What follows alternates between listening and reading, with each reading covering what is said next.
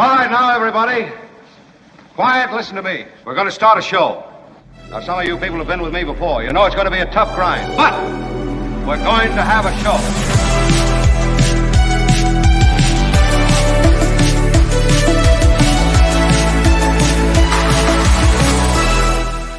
We are on the air, and thank you. The Friday crowd is my favorite recorded crowd. What? I love you guys. Thank you. Please be seated. I am both humbled and appreciative of your response this morning. We have everybody on board. We have Kim here. Kim, how are you? And Albert Albert, here. thank you. We are coming on, I guess, if for those who are live viewers, we're coming on behind. I blame... who can I blame? Kim. I'm going to blame What? Kim. So yeah. I blame you. All right. Well, I'm just saying you can... The blame game, we can play it. It's not really important whose fault it is, even though I do blame Kim. I blame you. All right. Outrageous. Well, I'm just saying Albert and I are, what can we say, elated. Why are we elated? Because DJT stock is through the roof, everybody. Took the bounce. Check out the 5-day average. So Albert and I, Albert, as you know, is and those who are new, Albert is the producer and commissioner on the show. Albert, thank you. Albert is a collector of... Albert is a collector of sneakers. I'm just seeing what? My level is not hot enough? I sound low? A tad. I've been adjusting everyone else to this. I do not understand why I mean, I've cranked up all the way. You know, they do this to me all the time. I don't know what the hell they do it for. do not know what the hell I have to do around here. I mean it. I'm cranked up to 11. Oh, my God. Blame Conway. He's always late, and he's rubbing off on you, says John. Yes, it's true. I'll blame Conway for whatever I can. Anyway, the deal with the Trump Media Technology Group, DJT. I hope you can hear me, because what Albert and I did, he cashed in all his sneakers. No, he didn't. And What? he bought that DJT on the dip just like I told him to. There's never been anything like this. And now look at it. It's up 25%, bitches. In your face, libs. Yeah. All the libs who don't believe in Donald J. Trump, our next savior, they didn't want a piece of the action. They run the president down, insurrectionist, idiot, doesn't care about anything but himself. They didn't want a piece of this insane opportunity. Well, Albert and I cashed in my 401k. Albert cashed in his sneakers. And we bought that DJT stock on the dip. And we are rich, bitch. There's never been anything like this. I'm loving it. This is going to be the best show ever today. There's a reason that this place is fun. Yes. What they are doing on DJT, by the way, is they're trying to discourage what's called shorting the stock. They're doing a number of things that make it harder for you to short the stock, which is when you are betting the stock's going to go down. So inside the organization, please don't misunderstand me. Then I will move on from this. I'm not suggesting it's the most important thing going on in the world, but I am saying that in our portfolio, Albert and I feel it is the most important thing going on. So let me make it clear that if you bought it early, let's say at the stock's open, Maria Cattell-Curiel, shout out. Big shout out. Super sticker. And $20 to the show. We are crowdfunded, so we do appreciate that. Thank you. Notwithstanding the fact that Albert and I are now individually rich because of our DJT stock, we still appreciate it. It has nothing to do with the show. The show still starves for contributions. You can't expect Albert and myself to pour our personal fortunes into the show. No. Albert's got that personal fortune set aside for sneakers and for golf and for other stuff that Albert is about, travel. And mine, of course, goes into medications and my increasing medical needs. Maybe your luggages from Yeah, lost of course. luggage. I got my luggage being held hostage around the world. I have to pay for that. Thank you, Albert. But thank you so much. Thank you so much. Can you put her up there again for the $20, please? Yeah, Maria Keita Curiel. I love that name. Is it Maria? Yeah? Yeah, good.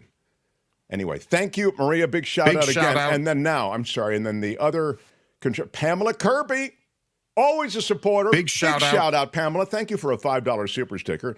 And as a crowd-funded show, we do try to make a big deal out of those people who are part of the crowd that does fund us.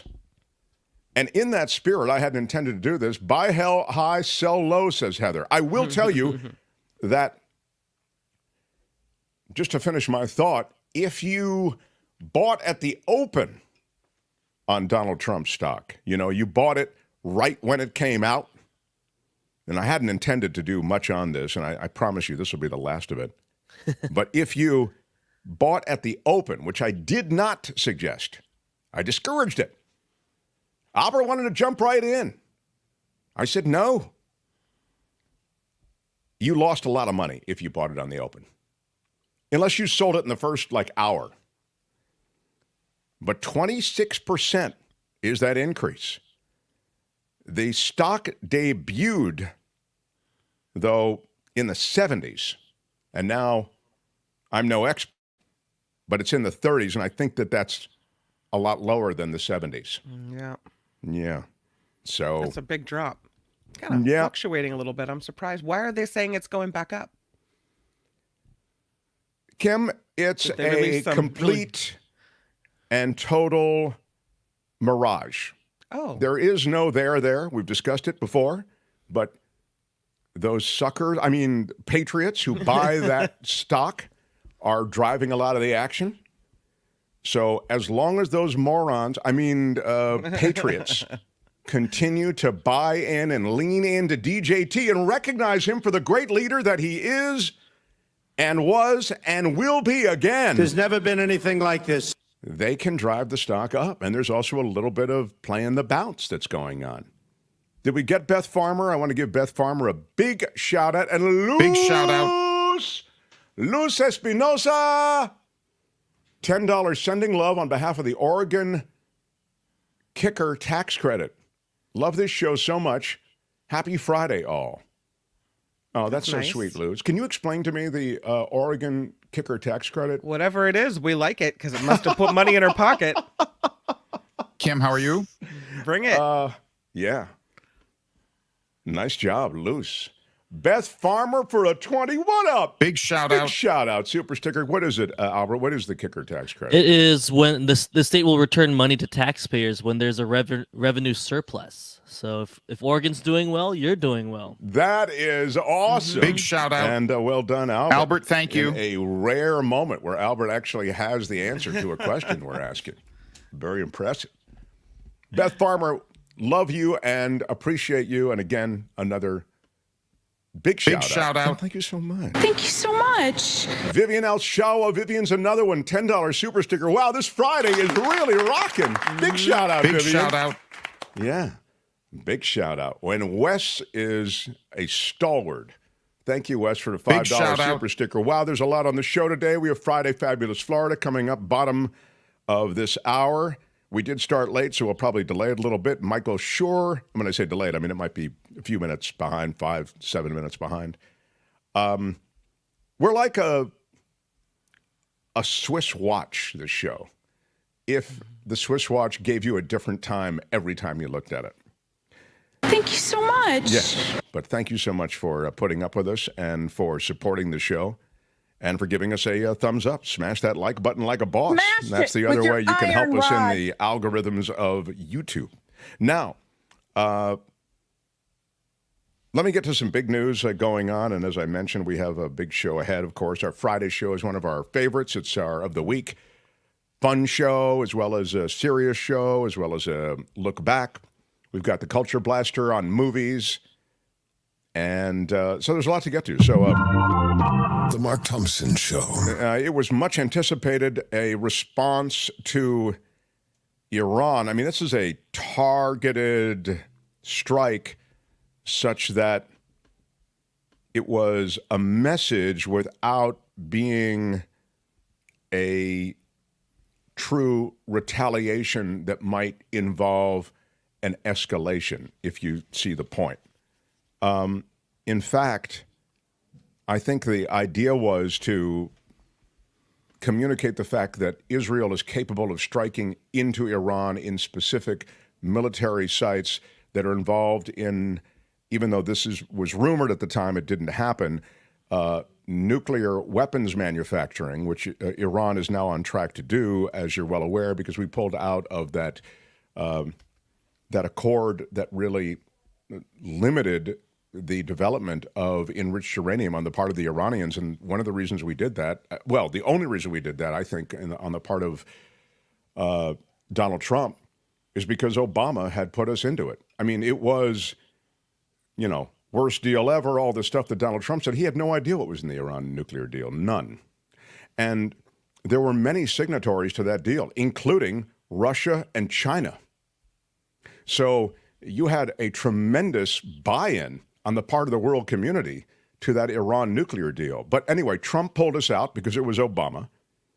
And now we're stuck with an Iran that is on track to developing a nuclear weapon. So back to the retaliatory strike. The Israelis struck not the weapons plant, but close to the general area where the weapons plant is. The idea being that the message is sent, we can strike you at strategic military targets at the time of our choosing. And so you could see how now you can still stop the action. Now, you could have said, well, the Israelis could have stopped the action when they had shot down all of the drones and missiles that were fired into Israel. Yeah, I think both Benjamin Netanyahu and also the Iranian leader whose name escapes me now, but I mean, it's the Iranian leadership. It's not just one leader. They're under pressure from the street to respond.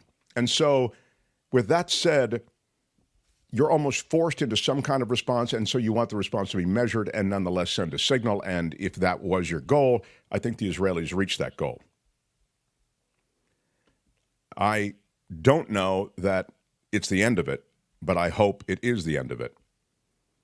The reality is that you could get this thing escalating into a full-blown conflagration that is far more encompassing Hezbollah and Iranian proxies, as well as the state of Iran. Iran and Israel are the strongest military forces involved in this entire tension-filled scene. No question about that. But you have the already implied, I see the trolls, and I'll address the trolls in a second. You have the already implied support of America, and now the explicit support of America, and the Israelis have that waiting in the wings. You also have the implied, and maybe not so implied anymore, as I say, maybe more explicit, participation of other countries in the region in shooting down the drones that came into Israel. Jordanians, the Saudis. So, excuse me, I'm going to sneeze. It's scary to me because when I see Israel already at conflict with Hamas, and then you have another country coming into it, my first thought is, oh no, here we go toward World War III. And maybe that's not the case, because you said earlier yesterday that it seems to be kind of choreographed almost, like they're warning each other, almost telling each other what's going to happen before it happens. So I don't know, but the more I see of bombs falling in countries shooting at each other, the more it freaks me out. Oh, there's no question that it's nothing good, and it's of concern, and it is freaky. Mm-hmm. But I guess what I'm saying is that there is a measured aspect to the back and forth. I mean, it's done very deliberately and with the intent of communicating certain things associated with, if you do this, we'll do that. And that's happening on both sides. I have input overload now. Fear and worry about Middle East, outrage and nausea about Trump, shock and sadness about self-immolation, freaking out about own health stuff. Yeah. Yeah.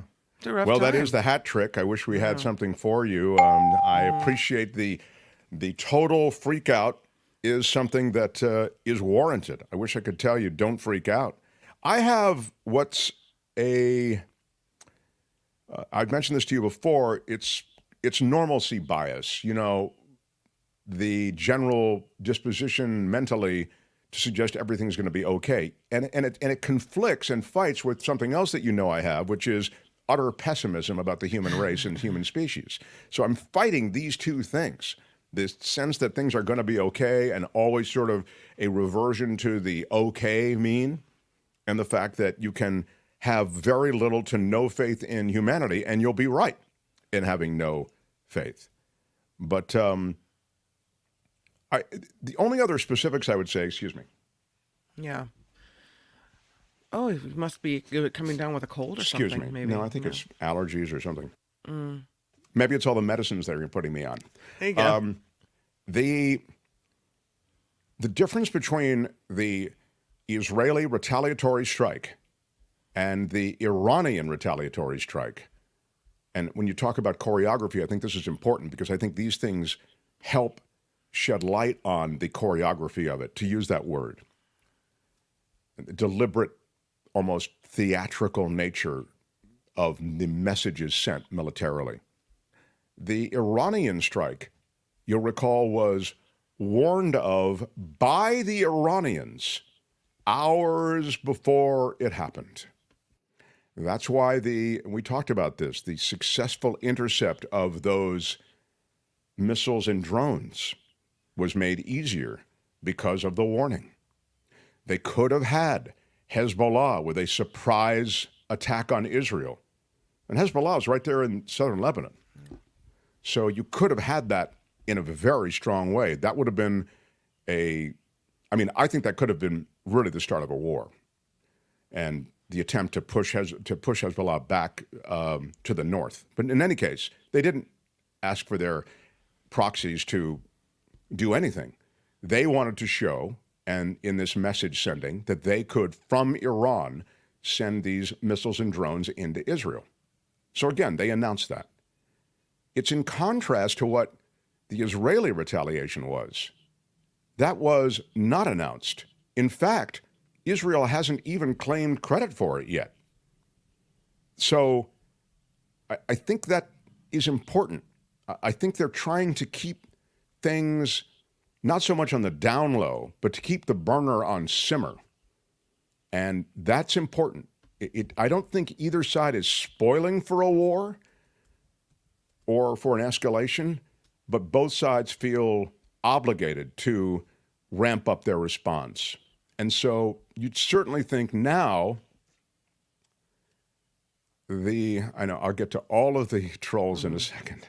Now I think the world waits. I think the world waits. So again, you have the public retaliation. And by the way, it's not nothing. I'd look at the oil markets. I'd look at those who are investors. You know what investors want? They want stability. That's why so many investors invest in the United States of America, because our political system and general structure of government and transfer of power, up until Trump showed up, is very reliable. The dollar is very reliable. They like reliability. They like stability. So if you look at the oil markets, they kind of shrugged this whole thing off. You didn't see any wild escalation or spike in oil prices. That should tell you something about the way this whole thing went down. You can glean certain information from the world markets, the commodities markets, and from investors. So now, give me a troll or two, Albert. What the hell is this? Because I say it's choreography. Peter says, Mark, you make it sound like it's a mashup of the monkeys fighting and the Waltz of the Danube, music from 2001: A Space Odyssey. It is choreographed in a sense. You know what I mean.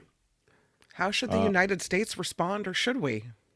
I mean, I think the United States has done I think asking for cooler heads to prevailing on Israeli leadership, which they have done and continue to do. And by the way, Israeli leadership did contact the United States to tell them of this prior to the attack. So the communications between Israel and the U.S. are strong. What did October 7th communicate? Well, I mean, October 7th was and communicate is in quotes from Phineas. October 7th was a horror. It's been met with horror in Gaza. There's nothing more I can say on that. I mean, it really is, it's, when there is a gleeful live streaming of atrocities, that takes the celebration of horror to another level. And then, of course, the Israeli response, strong, pulverizing huge parts of Gaza, trying to root out Hamas, but in the process, so many innocents involved and lost. It's an absolute horror show. So it's performative now with Bibi's response, but it's not over, JS says. Bibi. Look at Bibi. JS on a first-name basis with the Israeli leadership. Yes, Bibi. Bibi and I feel it's not over yet. Here we go. This is Delwood Kelp. He's challenging Chris Hultgren and Andrew Peters for Troll of the Year. It's still early, but Delwood says, Mark, totally naive that the prior Iranian nuclear agreement would have stopped Iran from developing a weapon. That was a joke. They want the bomb, cheating all the way. Yeah, well, Delwood, this is a great comment. If you're talking out of your ass, do you know what that agreement was about? Do you know the kind of inspectors that would go in and make sure that there wasn't Iranian enrichment? You couldn't move it. It's very hard, Delwood, as you probably know, since you seem to know a lot. It's very hard to move these wildly unstable elements from one place to another. You had buy-in from the entire world community. Iran had a lot on the line. It was recognized by organizations worldwide. I'm talking about nuclear regulatory organizations worldwide as a solid treaty. So you may be right about one thing. The Iranians are looking for ways to cheat. Okay, so they are.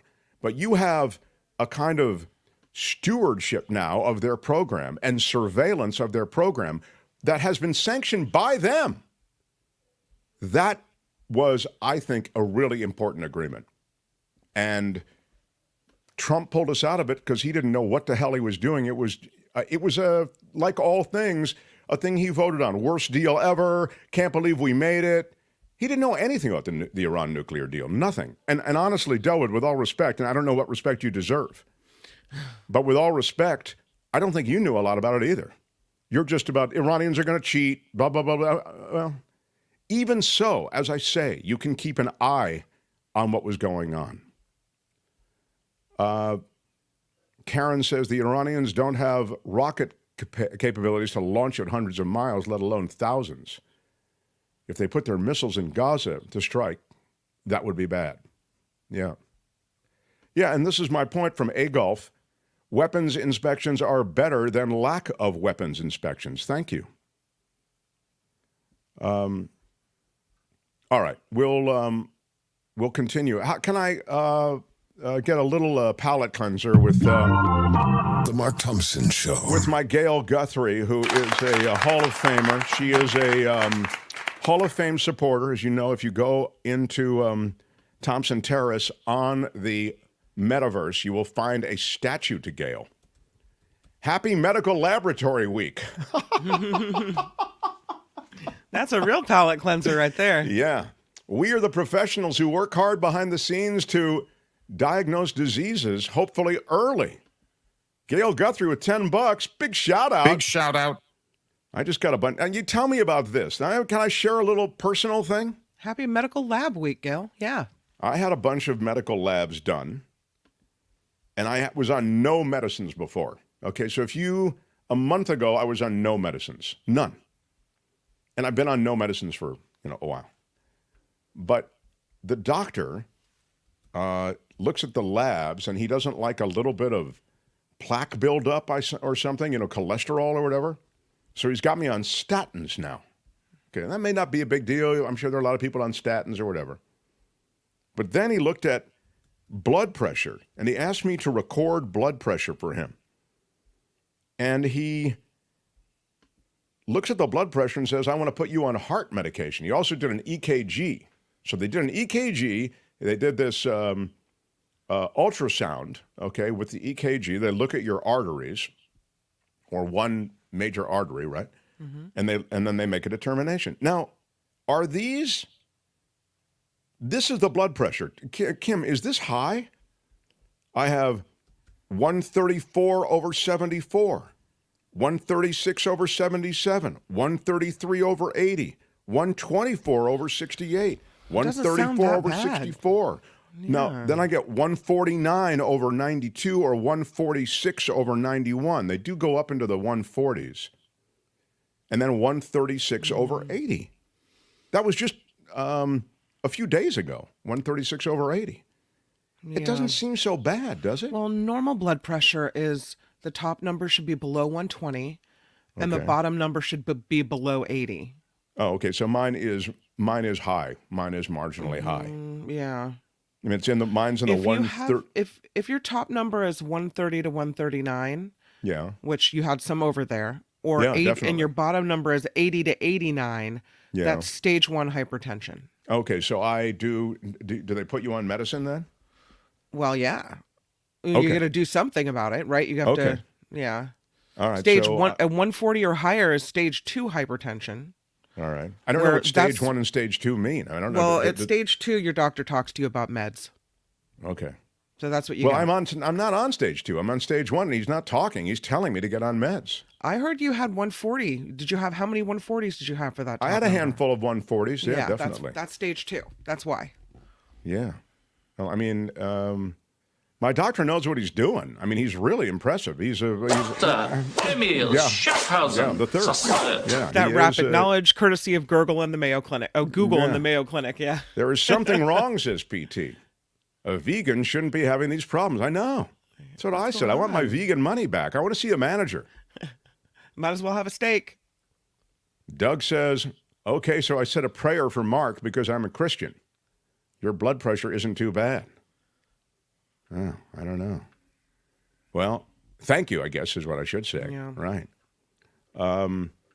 Your EKG may show AFib, says Cheryl. Yeah, I think that's exactly what happens.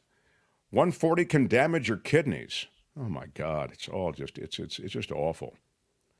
Log your BP after your mouth. Yeah, that's what. Well, a lot of those results are before the mouth. So yeah. If you're tuning in late, this is Medical Talk. I'm your host, Mark Thompson. We go quickly through my thank you, everybody. Collection of nurses and doctors and other people in the medical field. We go quickly through some medical information about the host, and then we turn to you and your questions. We should make that a new segment, Geriatric Corner, Yeah, exactly. It is. I really do feel like, I've cheated the aging process for too long. Now it's all coming in. Do you want to quickly get to some Trump jury news, or do we get to Kim's news, or do we go? We need to do some Kim news, I think. Yeah, we need to do a very quick Kim news. It's already 11:38. Oh, okay. So we can fit We're on the West Coast, 11:38 Pacific time. Coast, Usually, we did start a little bit late, so we will go a little bit late. We'll give you the full 2 hours today. This show is a 2-hour offering, and we promise we will give it to you. You've got some jury and Donald Trump news in your news? Okay. With that said, smash the like button if you would for Kim. Smash it with your iron rod. Yeah, and thank you for all the medical device. Kim's news, and then Friday, Fabulous Florida next. Mark Thompson Show. The Mark Thompson Show.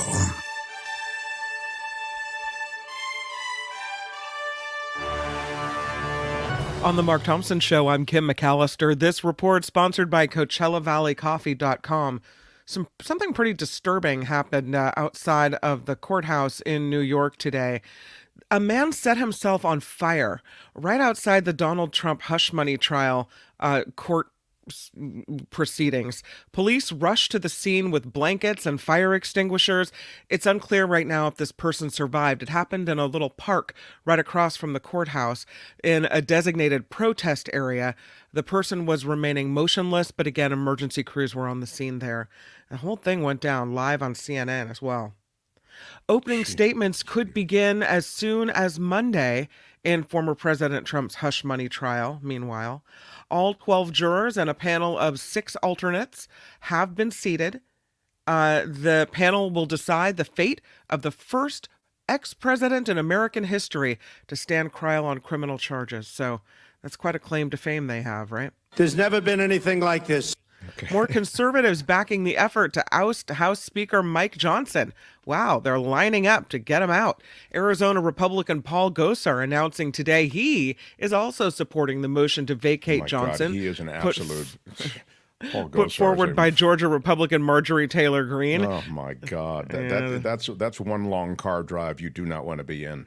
The move by Gosar comes as the House advances a $95 billion package of military assistance for Ukraine, Israel, and Taiwan. Democrats supporting Mr. Johnson on this one.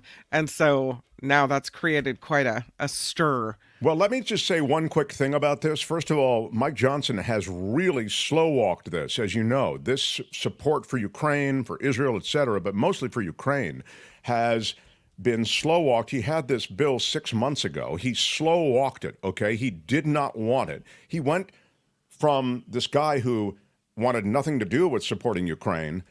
He met with Donald Trump, who wanted nothing to do with supporting Ukraine, as you know. Trump, I think, for a lot of reasons, including a fealty to Vladimir Putin, wanted nothing to do with it.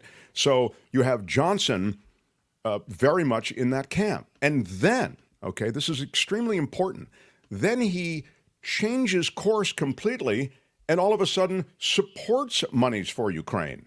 It's a bizarre shift. Now, the one last component, which you may or may not be aware of, is he's in the Gang of Eight. You know, the Gang of Eight, top leadership, bipartisan, they get intelligence briefings from the White House. And maybe in their intelligence briefings, Johnson realized, holy S, this is a real problem, and they really do need this money to fight back the Russians.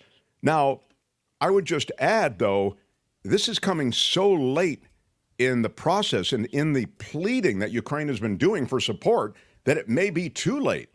So even as Johnson has now championed this legislation that he slow-walked and actually worked against ever getting a vote for 6 months, now he is pushing it through, but it may get to Ukraine too late. So that's the drill down, and I think there's some remarkable details about the way Johnson has performed as a congressional leader.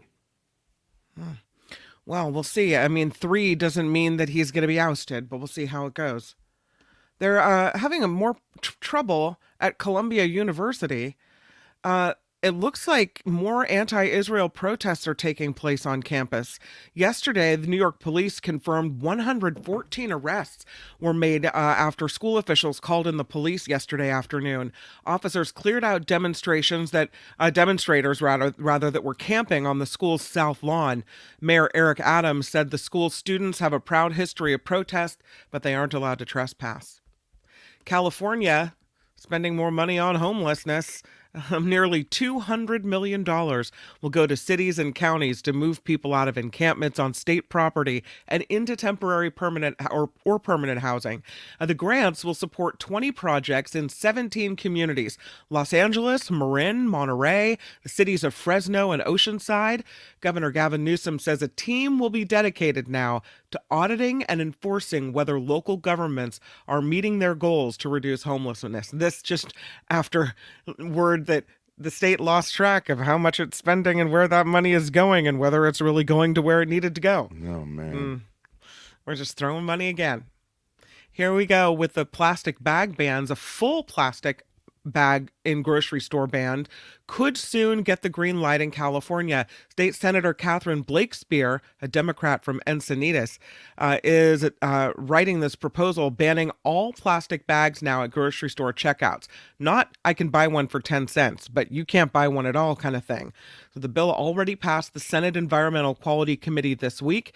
It would close a loophole on the original ban passed in 2014, which still allows grocery stores to sell you thicker plastic bags that can be recycled. Blakespear says most of those get tossed in landfills too. The ban is now under consideration with the Senate Appropriations Committee. I won't be sorry to see plastic bags go. Plastic is just such a blight on our world. And you saw that Starbucks is now rolling back the amount of plastic in their plastic cups. They are, and this is pretty big because Starbucks is a huge consumer and then, deliverer, if that's a word, of plastic in so many of the products that they hand out. And they are doing something pretty strong. They are essentially putting together these sustainable cold cups with 20% less plastic in all of it. And that will save, they say, more than 13.5 million pounds of plastic from landfills. Well done. So bravo Starbucks on that. Absolutely. California taking steps to get drunk drivers off the roads. Lawmakers considering whether to increase. I know, isn't it? Lawmakers are considering whether to increase penalties for anyone convicted of a DUI. So it would toughen the punishment for even your first DUI offense. The bill requiring first-time offenders to install an ignition interlock device on their vehicle for 6 months. If they make it through without violations, the device could be removed. The bill set to go before the Public Safety Committee next week could be put for a full vote sometime this year. So, this, if you're listening to the show, let me just tell you, the picture that Kim is using over her report about how they're toughening the standards for drunk driving, etc. It's a guy passed out on his steering wheel while still clutching this bottle of booze, beer, whatever it is. Looks like maybe booze. And it's pretty terrific. It might be worth a watch. So bravo to Kim for finding that. Kim, how are you? Yeah, excellent. it's funny. You type in drunk driving and you hit images on Google, and there must be a million stock photos almost just like this of mostly men that are somehow in some state of inebriation behind the wheel with their eyes half closed or whatever it is. Yeah. All right. Because we need the time for Friday Fabulous Florida, I'll skip over how we're paying more for fast food in California and how a non-traditional church is preparing for San Francisco's 420 celebration, even though it's been canceled.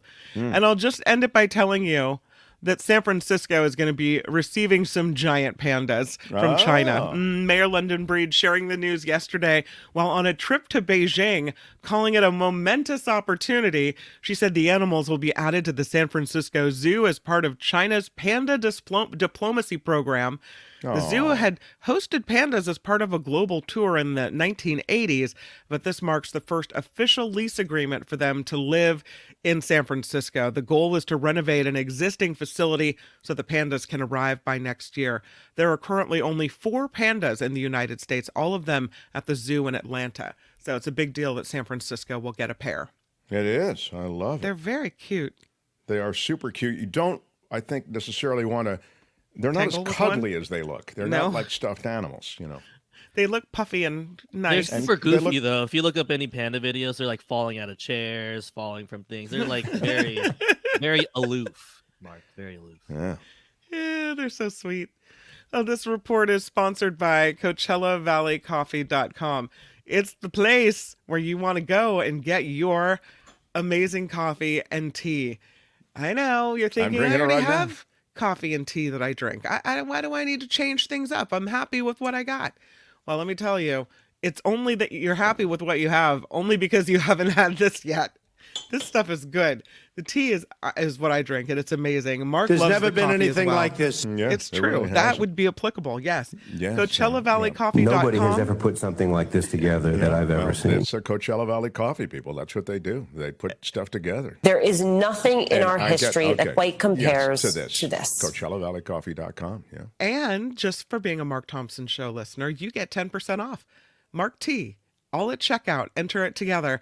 No spaces in between the letters. And you get your 10% off. So see, you win. Everyone's a winner here on the Mark Thompson Show. It's good times, everybody. Good That's right. times. CoachellaValleyCoffee.com. I'm Kim McAllister. This is the Mark Thompson Show.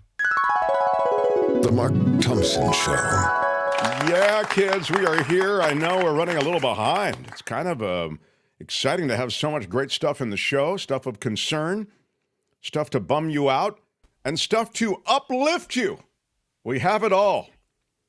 And Albert has curated, as he does every Friday, what looks to be a very strong offering of Friday Fabulous Florida. Albert, wouldn't you concur with that? It seems pretty good. It feels very well-rounded. I think we're missing a couple, maybe some items like a machete or a sword. But I think minus that, I think we might have all bases covered today. Well, with that said, we shan't delay. And I'm going to ding shan't. I don't think I've ever used that word on the show before. We shan't delay any further. Although we do like to delay. It is true that it's one of the things we enjoy doing. We revel Especially in with the delay. culture blaster, Michael Snyder. We love making him wait. Yes, he loves the time waster is his thing, right? It's This is a classic Mark Thompson time waster. Yes, he thinks everything's a time waster unless it's Michael Snyder talking. But again, as much as I love delay, I will put it to the side. And now, without any more of it, this is Friday Fabulous Florida. It's time for Friday Fabulous Florida. There is a gigantic alligator in my kitchen. A look at the weirdest stories from our weirdest state. A Florida man cracks open a beer as police move in on him. Why? Because he wants to drink it while it's cold. What? Makes perfect sense.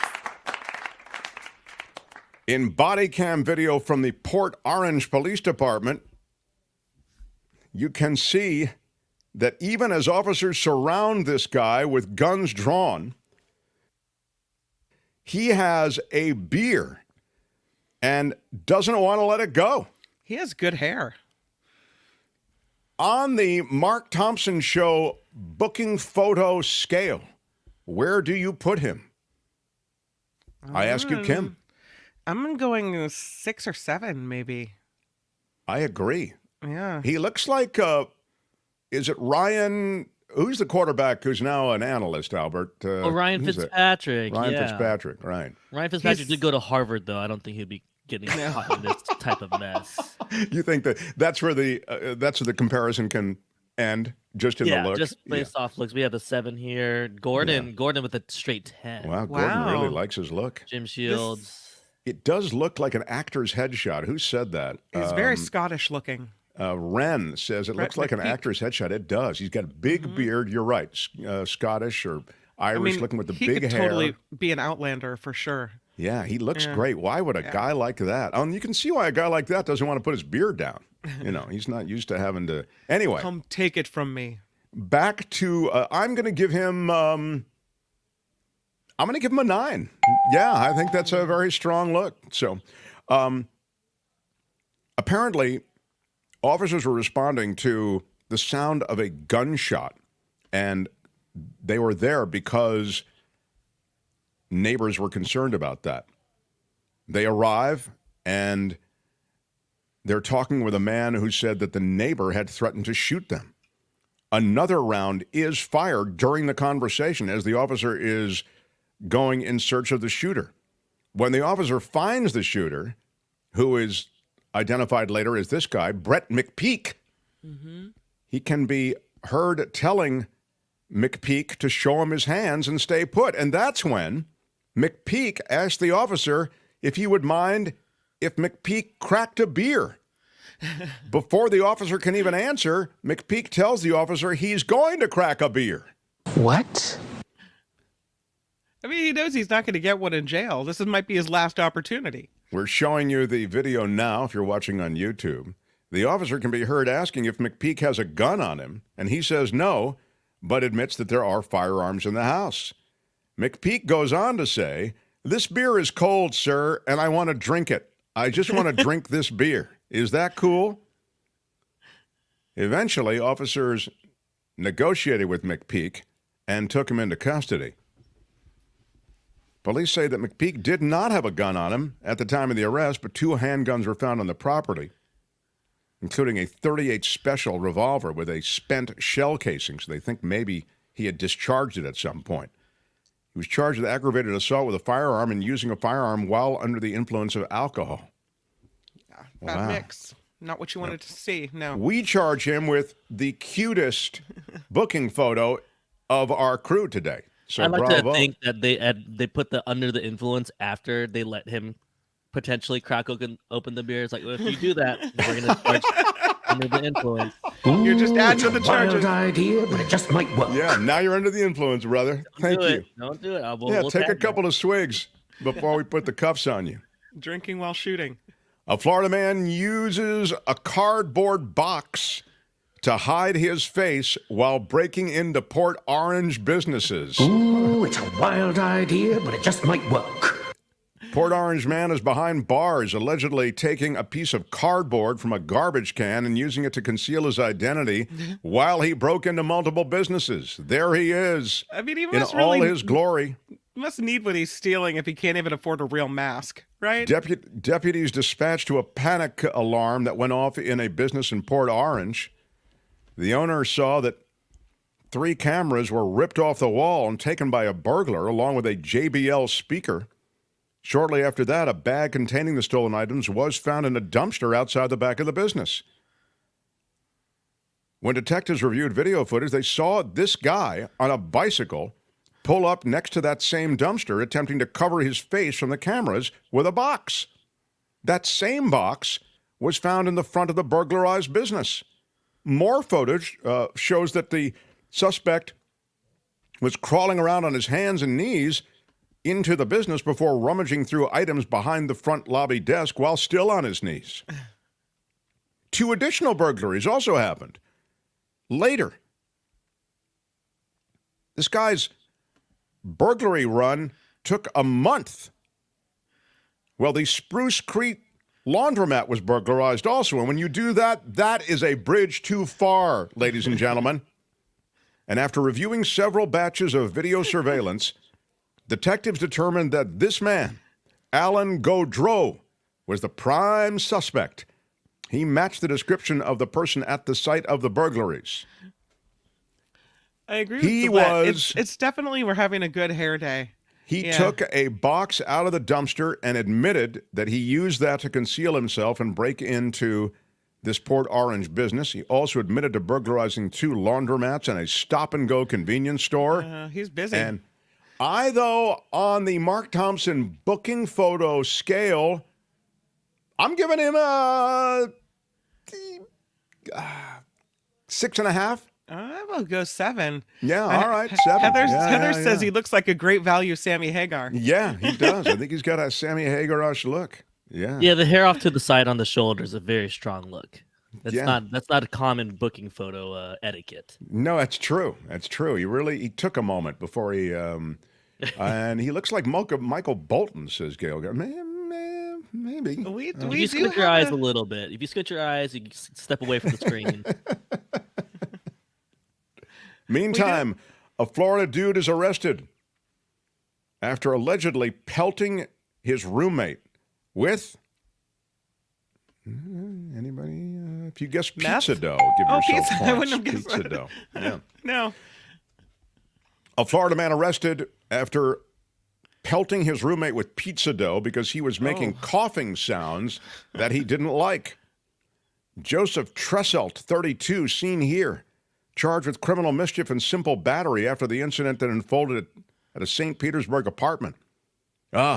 He also has interesting hair. Yeah. He looks like a rocker. He's got kind of a Steven Tyler look. On the Mark Thompson Show booking photo scale, I ask you, Kim, how you would rate him. It's a pretty strong booking photo. Again, I'm going to slap down a 7 on this guy. John Watson says that's a 9. I'm giving him an 8. Yeah, he's very, very, I think he's kind of handsome, if I can say that. He looks exactly like a guy who would throw pizza dough at his roommate. I told you to stop coughing. That's exactly what I think of. Yeah. Albert, thank you. Yeah, it's true. My God. Fox's Apparently, friends, those are some crusty charges. Very, very cute. Yeah, that's pretty good. The dude started making coughing sounds, the dude who he was rooming with, and that irritated him. That's when he grabbed a piece of pizza dough from the floor that he'd already thrown and threw it again, but this time at the roommate. Well, the pizza dough struck him in the hip while he was sitting at the dining room table. Deputies said he had no visible bruising on him. It's amazing. And the pizza dough, I mean, my God. Surprised there was no bruising. I'm also surprised that you would call 911 after something like that. After the incident, he went into his roommate's room, grabbed his dresser, slammed it down, and pulled the roommate's drawers out. This caused damage to the dresser frame. Oh. And he did this on his way to his own room, which is on the same path. He's really angry. Now I can see how things were escalating, and perhaps the roommate wanted some help. Yeah. Wes says he can join the sexy Jesus contest in the Castro. Yeah, he really. does. He does have a sexy Jesus quality. I agree. He does, yeah. And the jawline's very, very strong. He did admit that he was moved to throw pizza dough at the roommate because, quote, the roommate was making coughing sounds that he did not like. They should just let him bake the pizza and just give it to his roommate as punishment. I think that would be suitable. Yeah, that's right. Overcook the pizza and force him to eat it. Meantime, a Florida man accused of threatening to beat up a family member, but he said I was going to wait until his prosthetic leg arrived. What? He was arrested after threatening to beat up one of his family members, this guy was. After the arrival of his prosthetic leg, the whole argument went down involving money in Marion County, Florida. The woman involved called 911 after her nephew, this 26-year-old Aljanus Vladimir Diaz, began becoming aggressive with her and other family members in the house. There is a photo of him there, and on the Mark Thompson Show booking photo scale, what do you think, Kim? He's a pretty good-looking guy. I mean, his hair's a little weird, and of course, he doesn't seem like he's the nicest person. But Albert, is that hair on the top, or are those tats up top? That's hair. Yes, I think it's he's hair. completely opposite of our other booking photos. Okay, yeah. Unfortunately, I'll go 6 on this one. You go 6. Yeah. I do like the tats kind of bleeding from the kind of showing from the chest area. Yeah, that can be a macho thing, though. People like the body ink. People might be turned on by that. You know, you ladies like a bad boy, or you men like a bad boy, whatever your thing is. Mm-hmm. Anyway, what's the chat saying around a 4? I'm going to give it I'm going to give him a. Daniel Martin says -1. 2.5 says right. No, I think this is very tough. I'm going to give him a 6. Yeah, I am. I'm sorry. I think it's Anyway, apparently this argument was going on between him, Diaz, and his aunt, and he felt that she should be taking care of him because he had recently become an amputee. The two began arguing when he started screaming, saying, "I'm going to ram my car into yours and blow it up." Another family member decided to step in to help mediate the argument, and all three stepped outside. And that's when a second argument ensued, when Diaz began clenching his fist as though he was going to strike the other family member. When deputies spoke with Diaz, he said that he did threaten one of his family members and did so because, quote, he is from New York and he is allowed to do that there. Oh, justified. Yeah. The New York defense. Right. Got it. Diaz also told deputies that he would, quote, beat the S out of the victim once he gets his prosthetic leg. See, maybe The world has a way in this case of slowing this guy down. It might not be a bad thing that he's only on one leg. Oh, you think the fact that he's been reduced to one leg may actually work well with God's plan I think for him? Perhaps, yes. Yeah. All right. Well, It's fantastic. okay. In any case, that's the word on Mr. Diaz. He was taken into police custody. A Florida man is facing charges as police say that he stole an alligator and attempted to throw it on a roof. Slew of charges in connection with this alligator jacking. Is that the new Florida strongman contest? You know, they throw logs in Scotland. They throw gators in Florida. It was taken, this lovely alligator minding its own business on a golf course.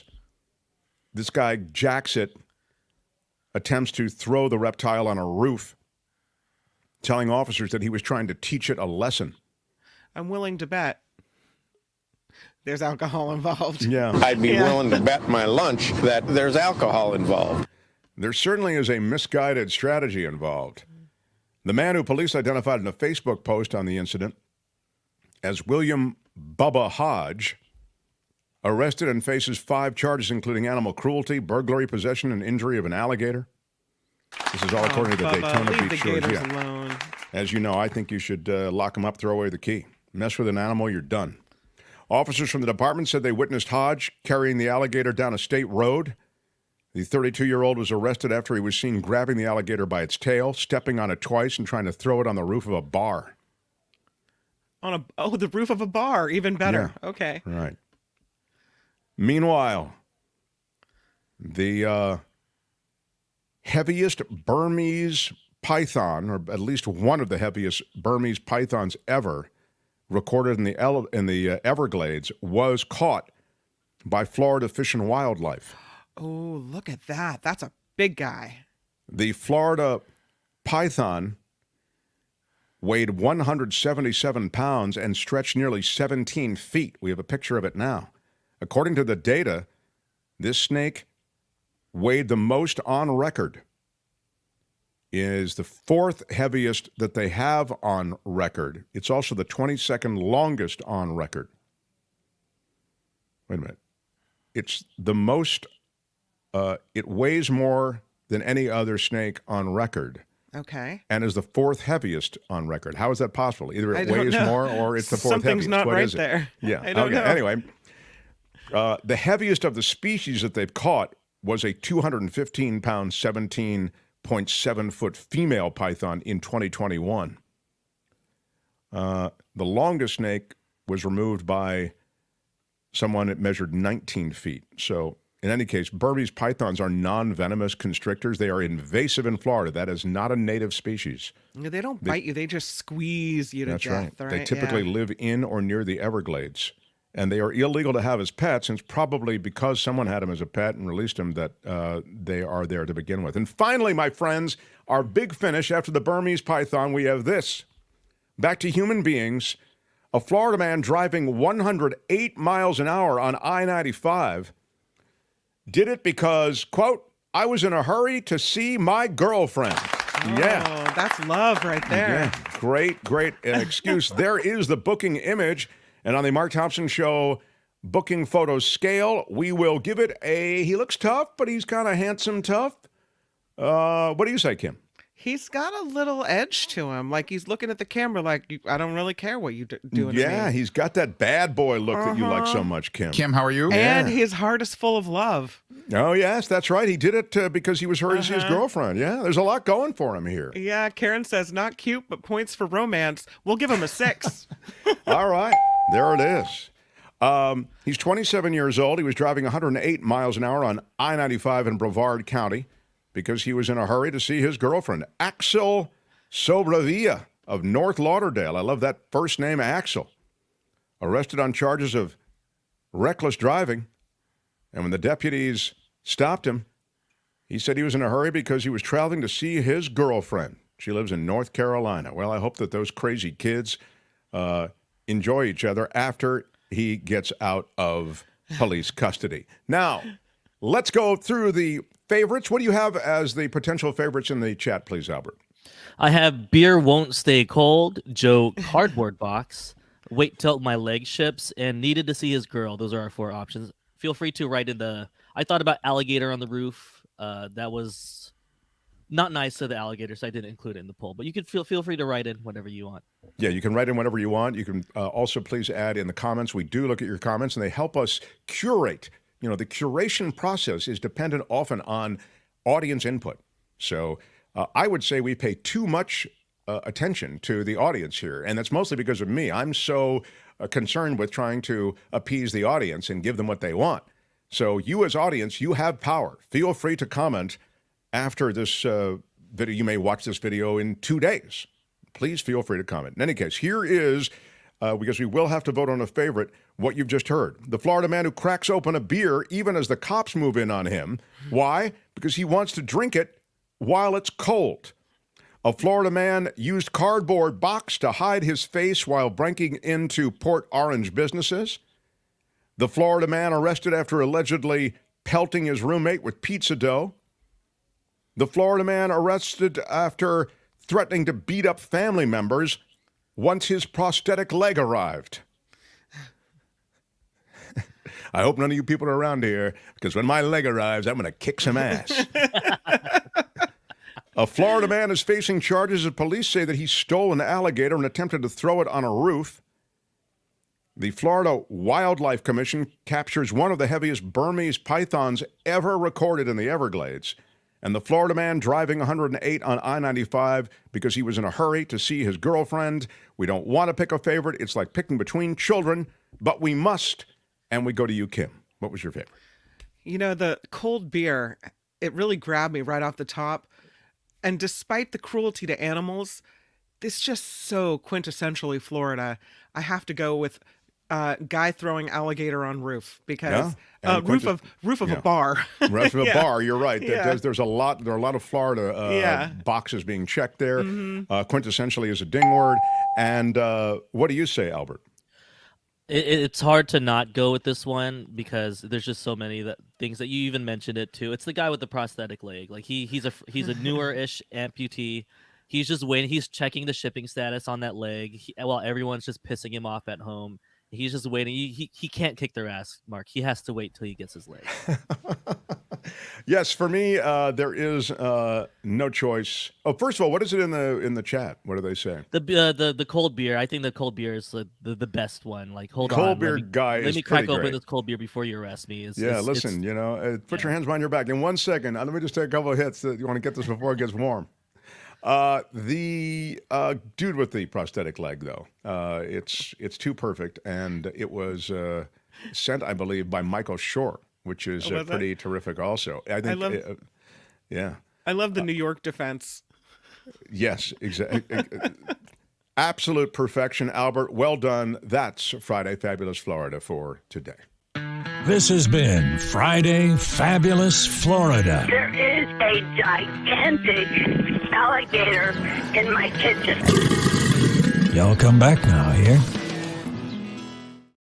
Nick makes a great point. The I like beer declaration has made it to a Supreme Court confirmation process, as I recall. So, yeah, I like beer. Do you like beer, Senator? I like beer. Do you like beer, Senator? Smash the like button like a boss. With your iron rod. Is the great Michael Shure here, Albert? Yes, he is. He's in the green room. Okay. Then we need to get to him. Mark Thompson Show. The Mark Thompson Show. Fridays bring on this guy who has forgotten more about politics than most of us will ever know. How about it for Michael Shure, everyone? Hello, sir. Hey. Thank you for your patience and your waiting. A lot of Florida. It was a big week in Florida this week, huh? It was. There was some strong entries in Florida, and one of the entries you helped provide us. I mean, I think it's. We usually have a pretty good dragnet over everything, but you never know, and that I think was a late ad. So appreciate that. Glad. Well, Michael, I'll start with the politics of Washington and the fact that as we speak, we've seen Speaker Johnson now move forward this Ukraine funding package. Looks like they'll, I was mentioning earlier in the show, he has slow walked this thing and actually prevented a vote. And he seemed as though in the meeting with Trump, who doesn't want this package to go through, seemed to continue to slow walk it and actually be an obstacle to its passage. Something has happened, and he's okay with it now. I was speculating that he's, part of the Gang of Eight. Maybe he got some intel that was, regarding the war in Russia, et cetera, that changed his mind. Or is it pure politics, or did he feel that the stink of not being able to get this through would get out on the GOP? What do you think was motivating this, and is that a fair state of the state, the way I've just put it? I mean, I guess so. Like, it's hard to say. I think what motivated it was the other things, right? I mean, I think that getting Ukraine aid through probably wasn't the thing that, the Speaker Johnson wanted to do more than anything in the world, but he knew that getting Israel funding in and getting some of the other things that came along with this bill across the line was an important part of what his agenda is. The other thing is he's the speaker now. So now he's speakering. He's not just freedom caucusing, and he's not just conservative guying, and he's not just trumping. I mean, it doesn't mean that he's not going to go right back to that and that he isn't that at heart, but he realized that he has to build a coalition in order to get anything done. He has a majority of just about one right now once Gallagher leaves. And already there are other people leaving the caucus. Not Michael Turner said he was leaving, a congressman from Kansas, so it's not a risky seat. But just to see this kind of stuff happening, he sees the walls crumbling, and he's like, "Well, we got to do something. We have to get something done." And I think that was part of what informed this a little statesmanship. If you look at it in its best form. The other side of it is that there are a lot of people in the Republican caucus, a lot of senators on the Republican side, and Mitch McConnell speaking to him. That's somebody else who he speaks to regularly now that he wouldn't have spoken to regularly 6 months ago. And Mitch McConnell has made Ukraine a priority. And because of that, I think that he's listening to all the voices in the room. Yeah, that's really interesting. Here's Agol saying Republicans refused to fund FEMA aid to Maui after the fires and instead spent their effort on the conspiracy theories about space lasers and blue roofs, as well as 1,800 abducted imaginary children. And then he points out that they refused to fund the rebuild of the Baltimore Bridge, instead spin conspiracy theories about how Obama's team of elite hackers seized control of the ship to crash it purposefully. I see a pattern here. So was there a question? To Agolf's point, was there a quality? I think this is kind of what you're hinting at, of statesmanship here to kind of get off of the extreme and to get more sort of on the center rudder of things. Yeah, I mean, I think absolutely. And because of that, disassociating yourself from that, even if he was party to it for many years, I shouldn't say all of it, and I shouldn't say that he was as far off of the deep right end as a lot of his colleagues are now, or certainly a loud minority of his colleagues are. But he is, he's somebody who sees the priorities of his caucus, and he also sees his own priorities and the priorities of the Senate and how to get things passed. So he can criticize Biden, but knows that this is going to be legislation that passes the Senate and gets, signed by the president. That's important to Johnson. And it's an election year, right? I mean, he's trying to, as speaker, you're trying to keep a majority, or you're trying to keep as many people as you can happy. And he feels like he's never going to keep the extreme right happy. He's never going to get those very, very far right sort of scene stealer type members of Congress. They're never going to be happy. So let's say to them, be damned, and let's go forward with what our priorities are in a very conservative way, but also understanding that we're going to have to get a coalition. So now to the political side of that, will that cost him his speakership? I don't think so. He did a curious thing, right? I mean, the leadership team on the Republican side wanted to change the rule, that what they call the MTV, the motion to vacate, which allows one member of Congress to put forward a motion to vacate the speaker's chair. And Johnson said, no, let's just keep that in. I don't even want to get in the sandbox and fight with these guys. I just want to keep doing the business, the people's business, as he would put it. And in in many ways, it sort of ticked off the moderate, I should say, moderate leadership of the Republican House. I don't know that that's a real oxymoron, but the leadership, the people who are the standard bearers for the Republicans in Congress, and it ticked them off because they want to see the Speaker's chair secure. They don't want to see these fights. They want to see the Republicans in a political year together. And Johnson, by saying, no, I don't want to bother with changing a rule because that's just going to cause much more conflict. Just let's forge ahead. That upset them, but it's a risk. I think that Johnson's going to be able to say, we got these things done. And I don't think anything that the Speaker's doing right now is going to endanger him any more than he was endangered before. I want to ask you about something else political before I move on to another issue, and that is Kamala Harris. There is, and it's so interesting to see it, so much written right now about Kamala Harris, and a bunch of it is she's as popular as Beyonce, and a bunch of it is nobody wants to vote for her on the ticket, and you'll not get independents as long as Kamala Harris is on the ticket. These things are coexisting in the many pieces I've read on this.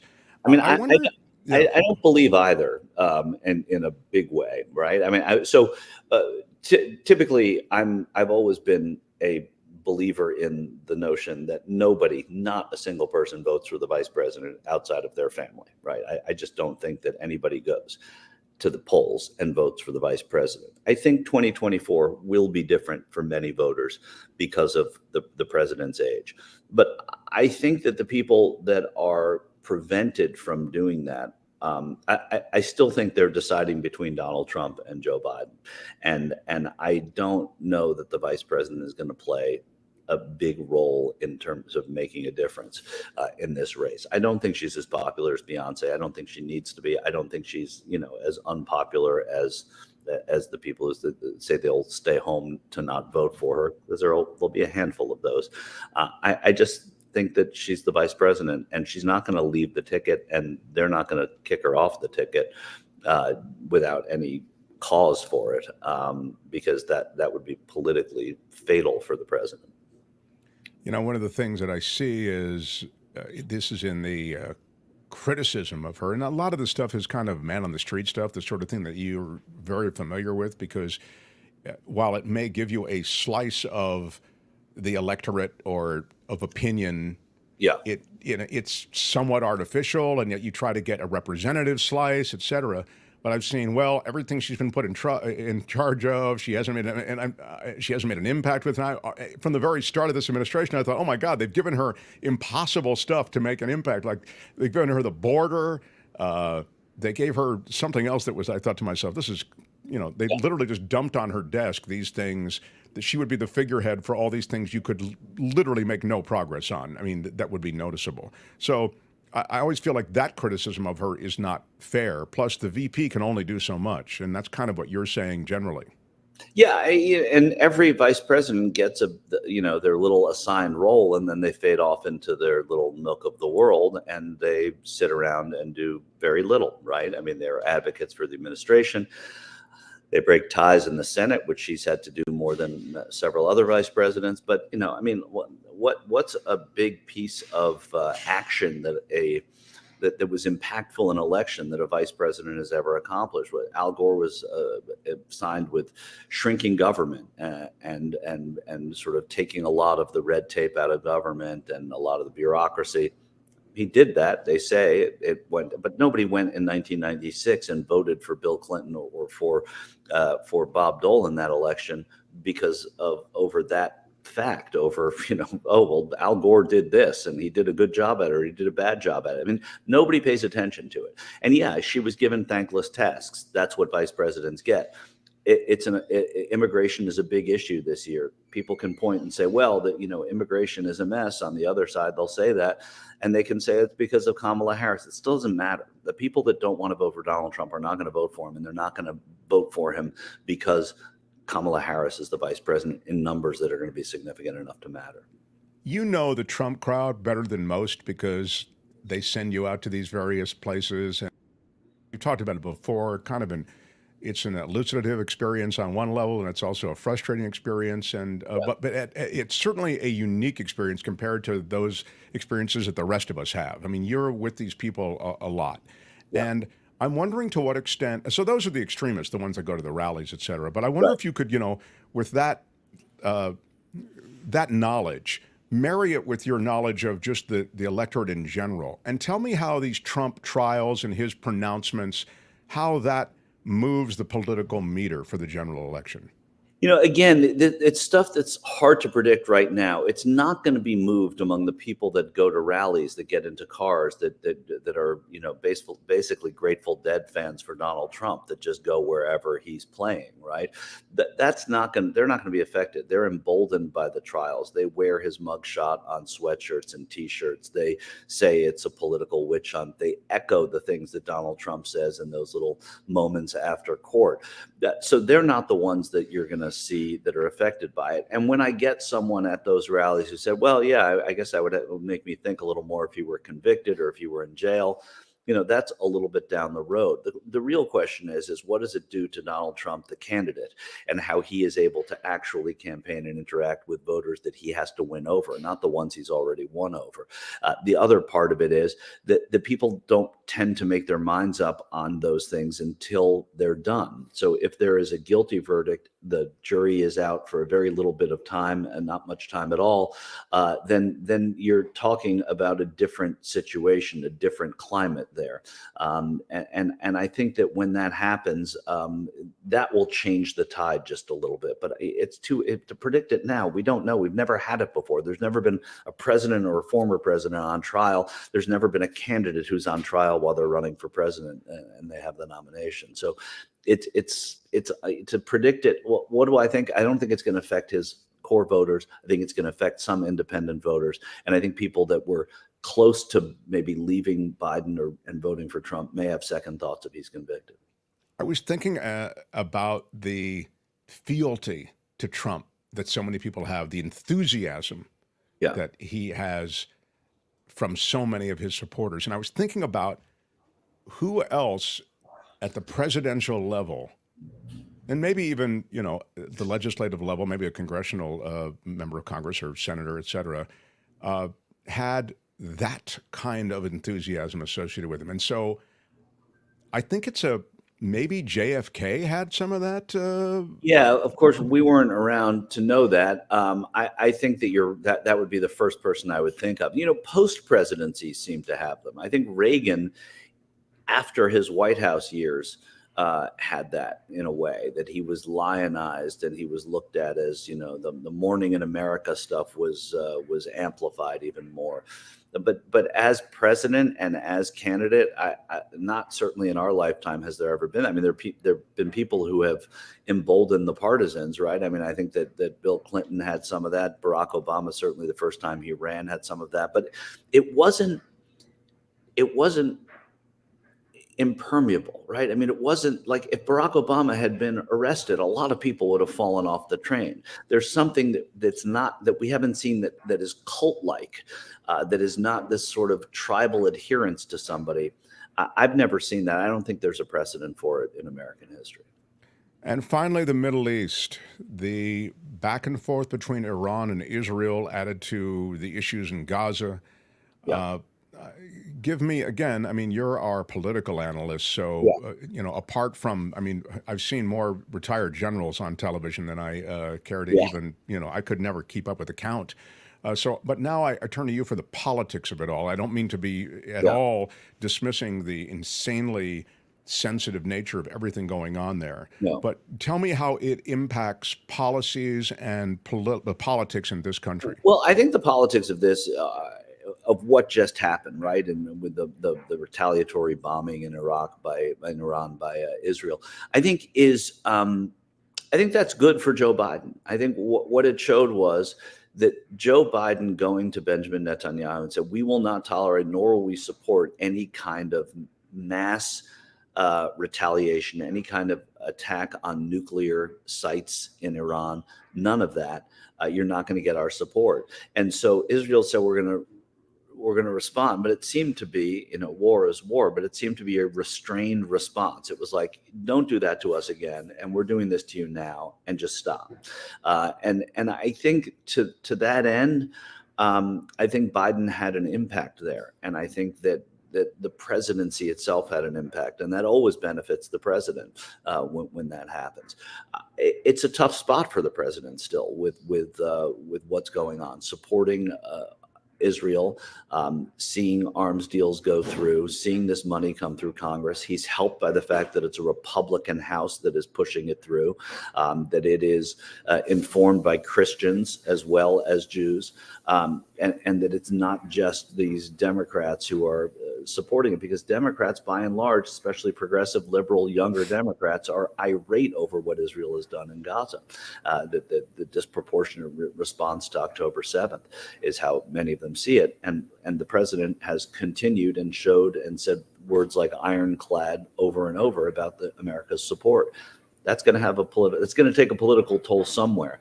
He is going to get Muslim Americans and Arab Americans under his umbrella as he campaigns, and those voices will be heard. Whether they'll make a difference, we don't know. And so that latter groups, or those latter groups to which you referred, they might shy away, you're saying, from at least enthusiastically voting for Biden, although Trump would appear to be even more radical on the issues that they care about. Trump is the Muslim ban guy. Trump is the person who has kowtowed to Israel and has put Israel first and foremost on his agenda. So to people who are angry at Israel, Donald Trump is not the antidote to that anger.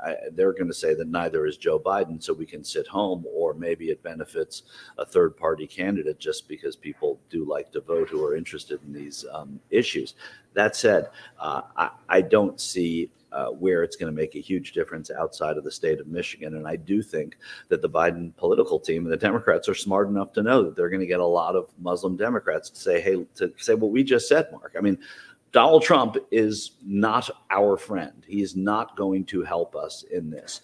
Joe Biden has listened to us. Joe Biden has made inroads to Benjamin Netanyahu. He said what we will not tolerate. He's asked for them to do humanitarian aid. He's put pressure on them, and he has brought up the fact that, yes, indeed, there will be consequences if those things don't happen. So I think that's going to matter later on. In our last minute, comment on RFK Jr., who's probably the leading third-party candidate. He, two things. One, says unapologetically this week that emissaries on the part of Donald Trump asked him if he'd be interested in being Trump's running mate, members of Trump's team, effectively. Meantime, I think this just happened yesterday, Kennedy family members endorsed President Biden in a real show of support. I mean, they were, the photo op shows them all there surrounding Biden and essentially rejecting their relative, RFK Jr. Could you speak to this situation, which we'll have to kind of keep an eye on in the weeks ahead? Yeah, I mean, the president's campaign is going to have to make sure that everyone knows that and what they believe, which is that RFK Jr.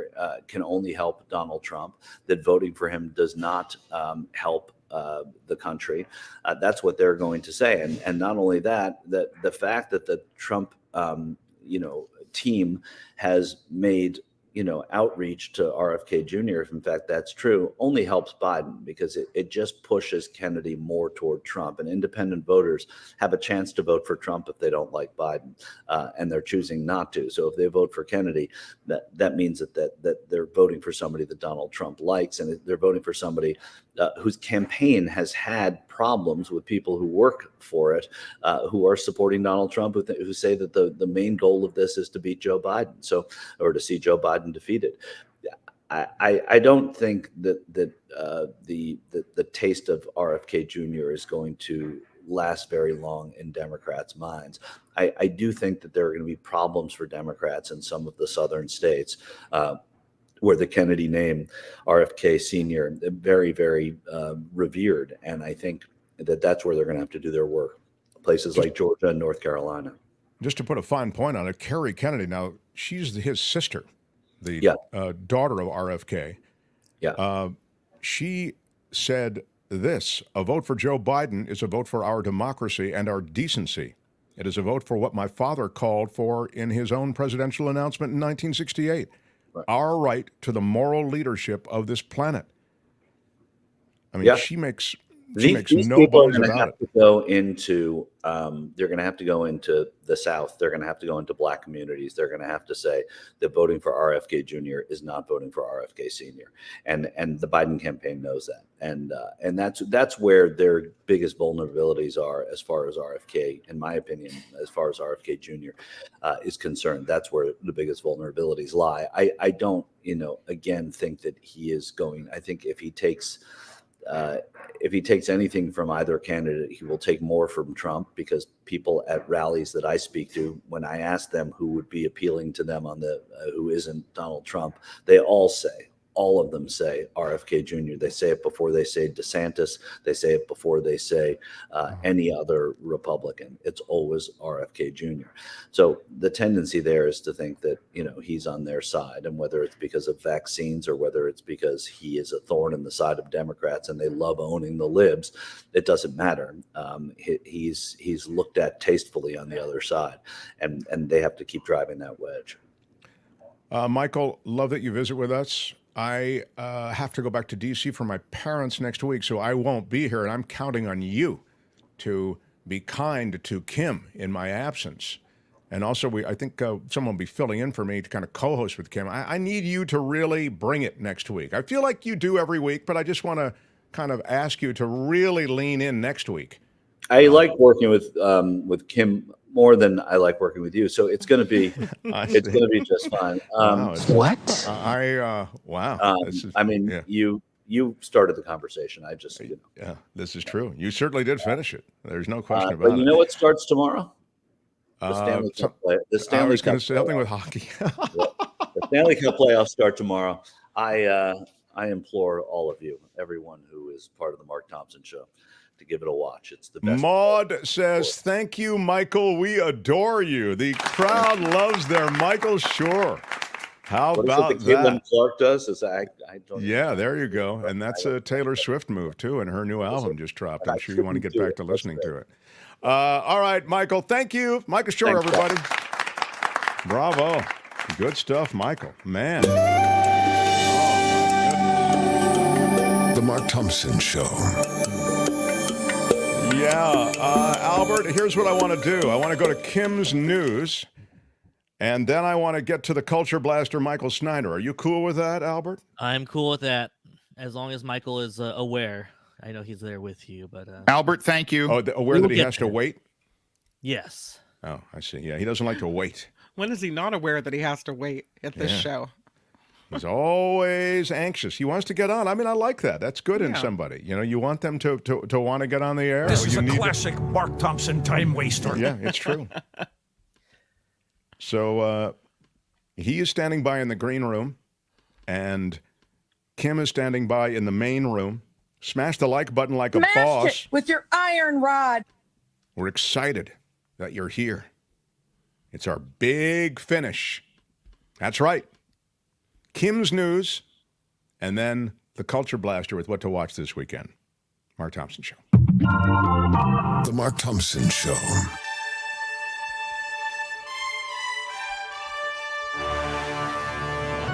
On the Mark Thompson Show, I'm Kim McAllister. Pretty horrific scene in New York today as a man set himself on fire outside the courthouse in Lower Manhattan, where former President Trump's criminal trial is taking place. Police rushed to put out the flames with fire extinguishers and blankets. That person was taken to the hospital, taken in an ambulance to the hospital, said to be in critical condition. Meanwhile, former President Trump back in court today. All 12 jurors and 6 alternates are now selected in the criminal hush money trial. The panel will decide the fate of the first ex-president in American history to stand trial on criminal charges. It consists of 7 men and 5 women, and the opening statements are expected to begin on Monday. Israel has carried out what's being described as a limited retaliatory strike against Iran. U.S. officials confirm missiles have struck a number of locations inside Iran. No reports of casualties there. Several explosions were reported near an air base in the Iranian city of Isfahan, home to a number of sites linked to Iran's nuclear program. House Speaker Mike Johnson's foreign aid package is clearing a major hurdle with the help of Democrats. The House approved a rule vote today to begin debate on these individual bills to provide military aid for Israel, Ukraine, and Taiwan. The House is expected to vote for final passage over the weekend. It looks like Californians are paying more for fast food. A new study shows some prices have gone up as much as 8% since April 1st. That's when a new state law began to raise the minimum wage of fast food workers to $20 an hour. Wendy's leading in the hike, followed by Chipotle. At Starbucks, food items are now 7% higher. Taco Bell and Burger King charging 2 to 3% more. American Idol star Mandisa has died at the age of 47, her father confirming her death to TMZ, saying it was unexpected and it was shocking. As Michael Shure just mentioned, the NHL's Stanley Cup playoffs begin this weekend. Saturday, it's the New York Islanders beginning their series against the Carolina Hurricanes in Raleigh, and the Toronto Maple Leafs will travel to Boston for Game 1 against the Bruins. Sunday, the Tampa Bay Lightning start their series against the Florida Panthers, and the Washington Capitals travel to New York to face the Rangers in Game 1. Who are you picking in that one, Kim, in the Stanley Cup playoffs? Well, I have a soft spot for Florida now. I'm going Florida Panthers. Wow. But they're also playing against the Tampa Bay Lightning, who also happen to be in Florida, Kim. Kim, you can't just cop out with a Florida thing. Oh, You have to give us a real prediction. I don't know. The Sharks aren't in it, huh? Let me ask. Yeah, they were actually the worst team, the actual last place team in the league. Maybe it's occurring to me. I'm asking the wrong person for their prediction. Up, Kim. Albert, what is your prediction? Albert, thank you. I mean, the Rangers have the easiest path, but also the Bruins and the Maple Leafs are really strong. And it's all the teams in hockey are good in the playoffs. It's not like basketball where two teams seem to be the favorites. So you'll never know. The healthiest team will be the winningest team, Mark. Well, there you go. That's the word from the commissioner's office. No real commitment on a prediction, but except for the healthiest team will be the winning team. All right. He'll like the healthy team. A couple of wonder if they're on statins, Albert, or on blood pressure medicine, any of them. I'm guessing not. They're probably on the worst stuff, the painkillers, the That's true. Stuff, yeah. Mark. Yeah. Speaking of drugs, I have a couple of drug-related stories for you. There could soon be a vaccine to help prevent drug overdoses involving zombie drugs. The animal tranquilizer Tranq, or zombie drug, is often mixed with opioids like fentanyl and heroin. The vaccine would fight the effects of xylazine. Researchers at Scripps in La Jolla call it a groundbreaking development in fighting drug-related deaths. In tests with rodents, the vaccine is working, they say. Doctors say the vaccine stimulates the immune system to reduce the level of the zombie drug in the bloodstream. Wow. As mentioned earlier, a non-traditional church is preparing for San Francisco's 420 celebration tomorrow. Even though it's canceled, the city won't be holding its annual event tomorrow in Golden Gate Park on Hippie Hill, but Church of Ambrosia believes thousands will still show up, so the pastor is working with merchants and nonprofits to provide services like water and medical aid, trash pickup. Church officials will wear t-shirts that say Stoner Safety. So, oh my goodness! Look for the Stoner Safety. That was very inappropriate. Well, stoner safety is important. Taylor Swift out with her second installment to her new album, The Tortured Poets Department. I'm loving it. Oh my God! Oh my God! Oh my God! I know, it's great. The highly anticipated new album dropped at midnight, actually a little before, featuring 16 songs, including the first single, Fortnight. Shortly after 2 a.m. Eastern, Swift announced it was actually a secret double album, and then she released 15 more songs that she called the second installment. I think there's a hint of desperation. I really do. Come on, she's the best. What are you talking about? How dare you? Yeah, it's a double secret album, and it's out. The image is hideous. Oh, please. This is a hard listen. I mean, she really opens up her entire soul, and what you see there might not be so comfortable or pretty. Wait, really? Oh, yeah. Yeah, it's brutal. You listened to it, and I had to. My 14-year-old daughter waited for it. The moment it came out, we gathered around the Spotify and listened to the whole album. The first section. It's about as bad as it can possibly get. I do not believe that. It's not. It's good, right? You felt it was a bit unvarnished. You used the F word a lot. You didn't like that? A lot of F words. If it's autobiographical, let me just say, my first reaction is that I want to give her a mom hug, and also maybe get her counseling. That's what the lyrics to these songs are like. You know, Fatal Attraction, Boil Your Bunny, kind of like, whoa. Wow. Yeah. You couldn't win this competition if you were the only person in it. All right. Okay. I mean, she's amazing, and the lyrics are amazing, but also incredibly disturbing and raw, and wow. Wow. Yeah, my What do you think I'm going to say to you? I think Kim's kind of said it. Yeah. Kind of raw. Yeah, Kim, be careful out there. You tread lightly. The Swifties are really. I know. I'm thinking I may have to put you in timeout, Kim. I am a Swiftie. Anything that is well, if you're a Swiftie, you have to show it. I'd like you to recharacterize your remarks in some kind of positive fashion. I'm telling her she needs a mom hug. Honestly. No. This report is sponsored by all the Swifties. No. Okay. Yeah. We're sponsored by you, which means we do rely on you to crowdfund The Mark Thompson Show. Find us at themarkthompsonshow.com, themarkthompsonshow.com. And if the website doesn't work for you, you've also got all the links right in the show description here. The Patreon, the PayPal links, everything you need to help continue The Mark Thompson Show on into the future. I'm Kim McAllister, and this is The Mark Thompson Show. They had to close down an entire radio station to silence him. And now, he's here. Ladies and gentlemen, Mark Thompson.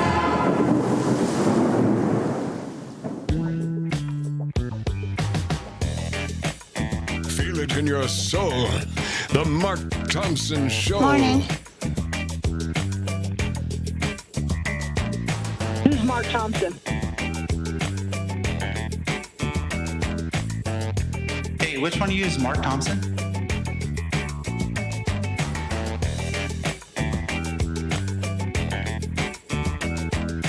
%100% effective. How about that? There is no defense for my conduct.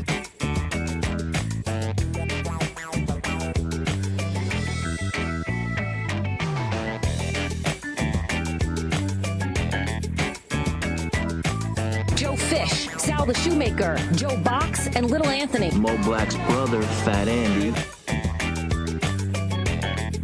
Smash it with your iron rod. Morning. Seriously, what the... Thank you, everybody who supports our show. We are crowdfunded. We remind you about this just so that we can stay on the air, you know. And so to all our Patreon and PayPal supporters, we run your names at the end of every show because I've said this to Kim, I've said it to Albert, I've said it to anybody who asks about the show.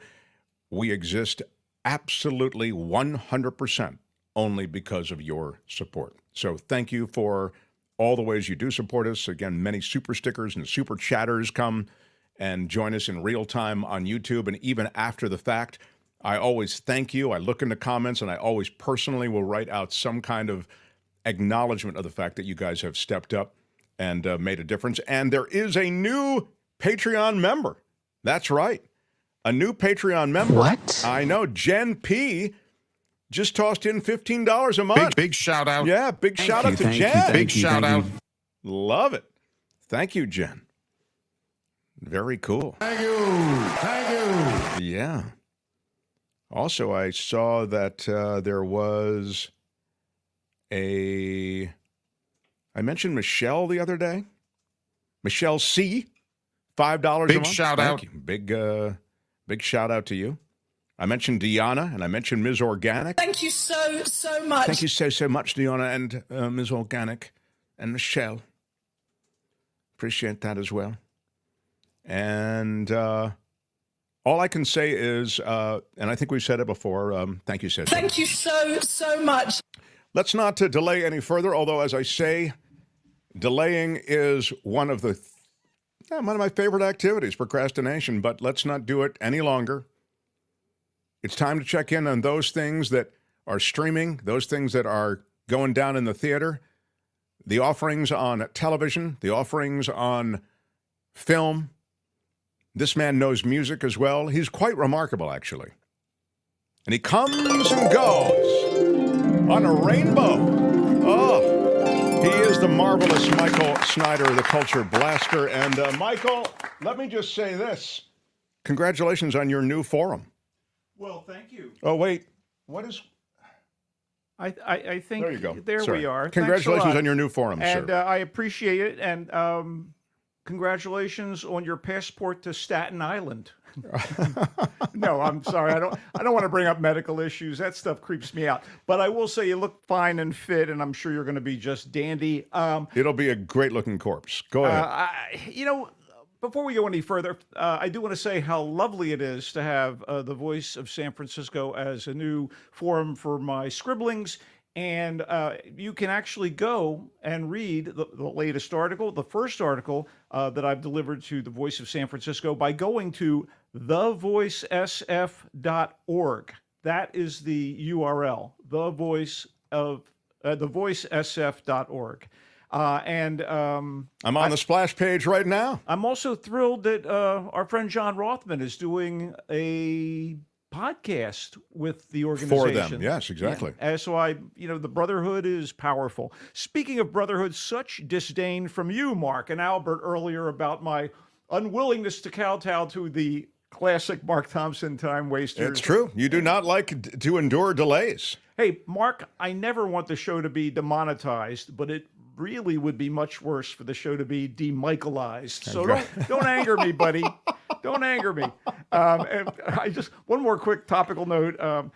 It's amazing that the members of the House GOP are trying to cut off their own Johnson, if you know what I mean. It's not a full ouster, and it's not quite a circumcision, but is there a Senate Moyle? That's what I want to know. Oh my God! I'm just curious, buddy. I mean, don't do that, Albert. Don't applaud that. That's disgusting. Oh my God!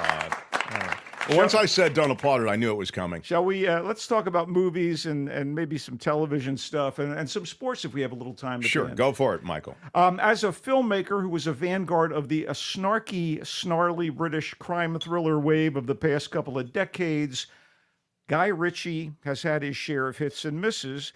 And I'm not counting his marriage to Madonna and the terrible remake of Swept Away he did with her in the lead role. That was such a miss. Anyway, when he hits, as he did with the 1998 UK cops and criminals romp Lock, Stock, and Two Smoking Barrels. His 2019 entry in the Brit crime genre, The Gentleman, which I loved. You did, and because you loved it, I saw it, and I loved it also. And it spawned a recent and more than decent Netflix TV show.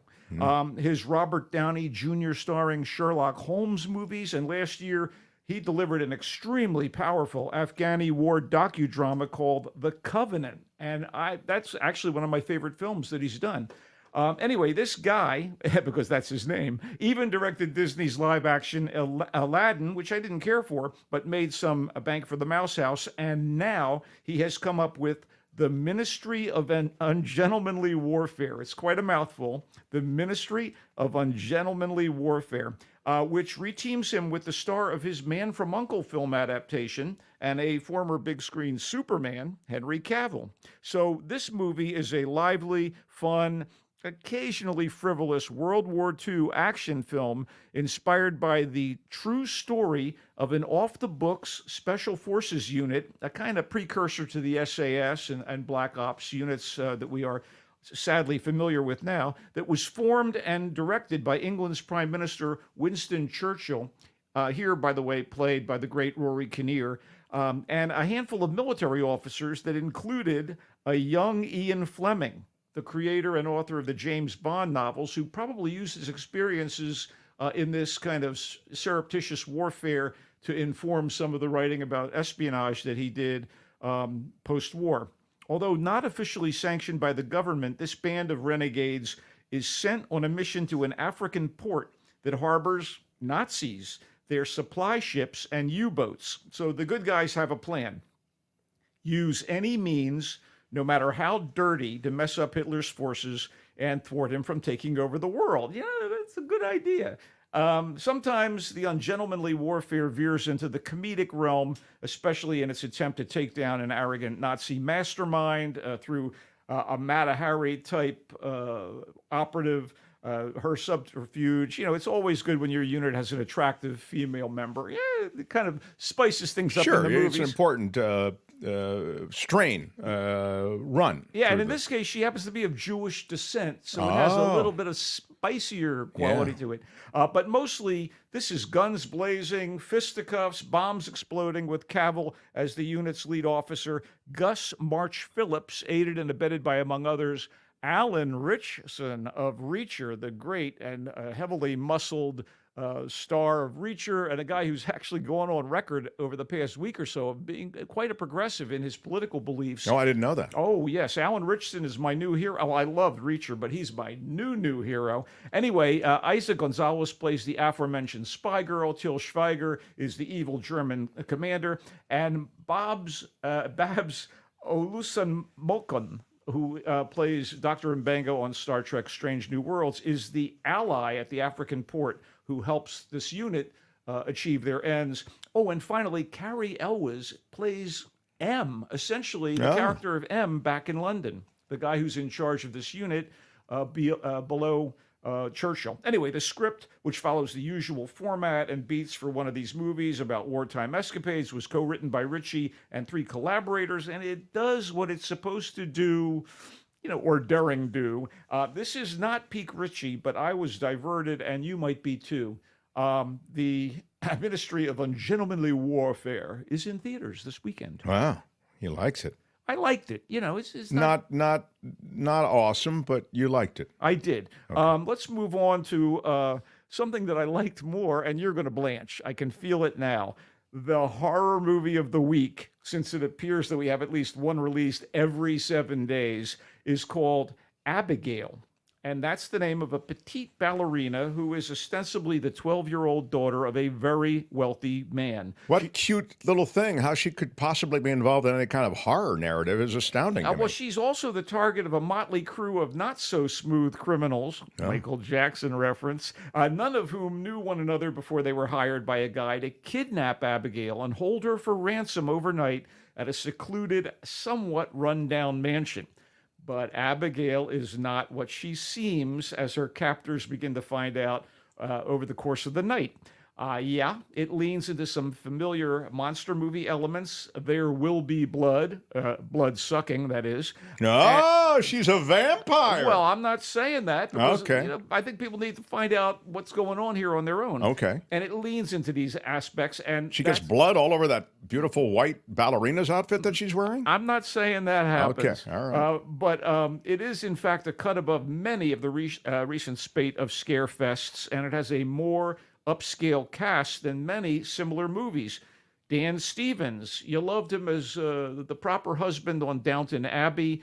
He was in Godzilla x Kong. Melissa Barrera, one of the stars of the latter-day Scream movies, she's here. Catherine Newton, who's done a lot of genre stuff lately, including Lisa Frankenstein, but she was very funny in Blockers and Lady Bird. And she also plays Cassie Lang, Ant-Man's daughter in the MCU. And finally, Giancarlo Esposito, whose work has ranged from Spike Lee movies to the TV show Once Upon a Time. They're all on board. Yes, it's gory and violent, but it's sharply written by Stephen Shields and Guy Busick and filled with hair-trigger set pieces overseen by the directing team of Matt Bettinelli-Olpin and Tyler Gillette. As it happens, Bettinelli-Olpin and Gillette directed 2019's Ready or Not, which was also co-written by Busick, a similarly cool thriller about someone being trapped in a house with a deadly threat.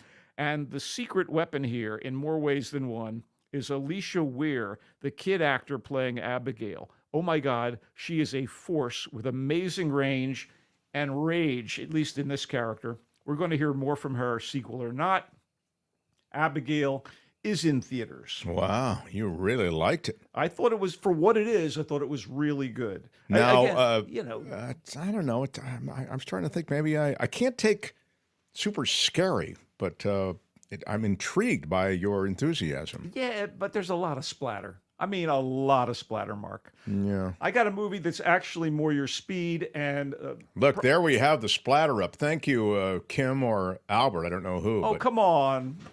Yeah. So it turns out that her beautiful ballerina's outfit does get splattered with blood, Michael Snyder. No How dare you? spoiler alert. Come on, people. Yeah. I want to give you a film that is something of great worth. I think it's the best movie we're going to talk about for my purposes this weekend. We Grown Now. It is a lovely period piece of a more modern vintage than, say, a World War II movie. It's screenwriter-director Minael Beg's very up-close and personal look at life in Chicago's notorious Cabrini Green projects in 1992. Wow. As seen through the eyes of two prepubescent best friends. Maybe they're on the verge of pubescence. Malik and Eric, as they navigate the challenges of school, public housing, and gang conflicts, and amble around the city of Chicago in search of adventure. You know, when troubles come up and the Cabrini Green community is under fire, Malik and Eric have to grow up in a hurry. Speaking of good young actors, Blake Cameron James as Malik and Gian Knight Ramirez as Eric are a joy to behold. Ms. Weir in Abigail, and now these kids, they're all pretty damn good. And the adults who are overseeing their characters as best as they can are played by the lovely and magnetic Journey Smollett, the esteemed S. Apatha Merkerson, and Lil Rel Howery. Lil Rel, come on for my Lil Rel. I love Lil Rel, who's not Lil anymore, by the way. He is less antic and much more heartfelt than usual. A lovely performance. He's a talented actor. I've loved my Lil Rel since he was a comic. He does it all. He's one of those guys. You know, they say comedy harder than tragedy, and if you're a good comedian or a good comic actor, you can shift into the other. And he's wonderful here as the father of one of the boys. And as one might expect from their previous work, these people are all really damn good at what they do. Fine performances. So what is the plot, though? It takes place in this desperate environment. It's a slice of life of these kids wandering around and dealing with being a kid in the Cabrini Green projects in a very turbulent time.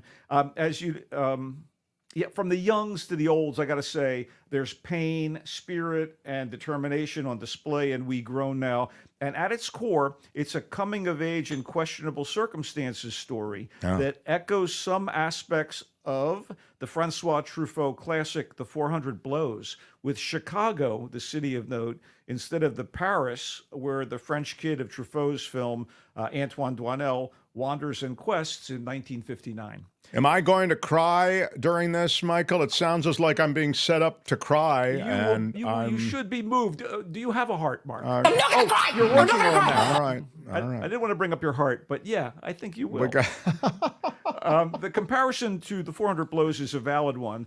There's an unerring sense of time and place.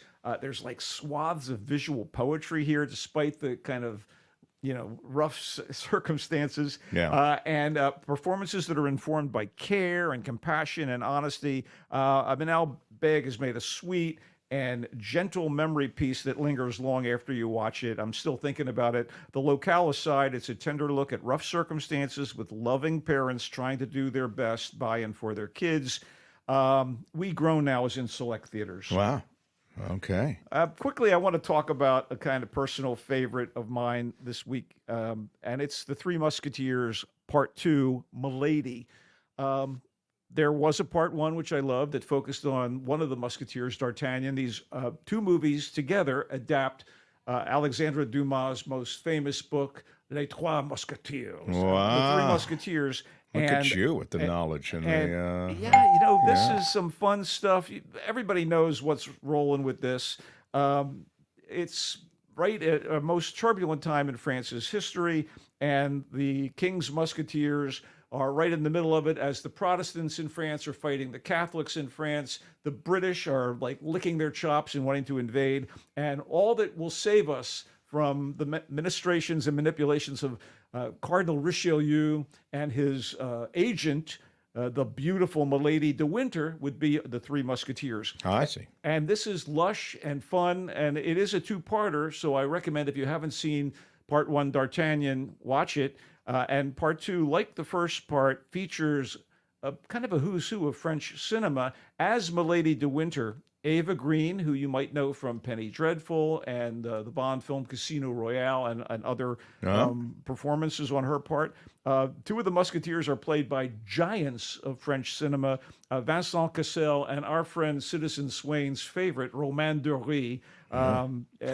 Michael, is this in French, this offering? It is, and it has subtitles. And there is a brief moment when they're in the UK and they are speaking English, but Louis Garrel plays Louis the 13th. Don't show off with your accent. It's disgusting to me. That's his name. What? Vicky Krieps plays his wife. Here's what I'm saying. If you like this kind of costume epic, this is fun and lush and worth your time. But again, watch part 1 first. You know, it's such a big story. It takes 2 movies. Richard Lester did The Three Musketeers and The Four Musketeers in order to tell the full story. Where can we see the first one, Michael, which is the primer for this one? I would suggest you go to any streaming service and poke around and you'll find it. And then this one will eventually be on a streaming service. But right now it's in the theaters. Yes, it is indeed. I do want to close out briefly just to mention our pal Tim Sika, who is a contributor to, at this point, Nikki's show, Party. I think. The after. Is that what is happening? He's been doing the after party with Kim, and of course he has been a mainstay of Nikki's show and was on KGO with Pat Thurston. He saw and recommended The Beast, which is another French film, this one co-starring the great French actress Léa Seydoux, another Bond veteran. She plays the Bond girl in the last 2 James Bond films with Daniel Craig, and British actor George McKay, who was in 1917 and other projects of late. Sure. And it's a time-slipping and location-shifting sci-fi movie initially set in the year 2044, where AI helps people cleanse themselves of the misery of past lives and past relationships that don't work. Wow. The science is ridiculous. Okay, well, let's go with the premise. So All right. Seydoux plays Gabrielle, and she falls in love with these different versions of Louis, played by George McKay, and it shifts from Belle Epoque Paris to contemporary Los Angeles. And so there are long swaths where they do speak English as well. Okay, because Gail is asking more subtitles, Michael? Some, but a lot of English too. I got to say, Bertrand Bonello, who wrote and directed this thing, it's a bravura bit of filmmaking. It takes a lot of concentration and effort, and it shifts back and forth, but it was very rewarding to me. The performances are really wonderful, and I have to say, Léa Seydoux, she plays 4 different versions of herself, and they're all gorgeous. Well, they are, and she's really, really wonderful. And it's definitely worth checking out. If you know what, there's a phrase I used to hear about, like kind of Sibelius and Tchaikovsky and Charles Ives compositions, difficult listening. You got to concentrate. This could be difficult viewing for some, but I thought The Beast was very, very good. It is in select theaters, and I believe it could be available soon, if not already, for streaming. Man, you've really covered some great movies, it seems, and some fun, different kinds of film. That's why we always count on you for that. I cover the waterfront, Mark. Do you have 3 or 4 TV recommendations? I'll be quick about this. You must, because I am out of time, Michael. I have to point out that, if you have these streaming services, these are recommendations, but, it depends on the genre. I will kick it off with Ripley, which is a miniseries adaptation of the work of the author Patricia Highsmith. And it's been preceded by movies like Purple Noon and The Talented Mr. Ripley that tell the tale of con artist Tom Ripley, who bilks wealthy, well-to-do people and slips away as best as he can. In this case, Andrew Scott, the British actor known for Sherlock and various other projects. He was the hot priest on Fleabag. He plays con man Tom Ripley, and he was born to play this character, even more so than Matt Damon, who played him in the Talented Mr. Ripley. Lots of this is set on the Amalfi Coast. It's the early 60s. It's shot in shimmering, glistening black and white. Some of the supporting actors include Dakota Fanning, who is, she's always been a terrific actress, and it's great to see her get work in the wake of her younger sister, getting starring roles in a variety of things. But both Dakota and Elle are talented, and God, Ripley was satisfying on so many levels to me. Wow, that's interesting because I've seen it. I just kind of skipped over it. I thought that Saltburn was a bit of talented Mr. Ripley. You are correct insofar as I said, it reminded me of Patricia Highsmith's novels, and.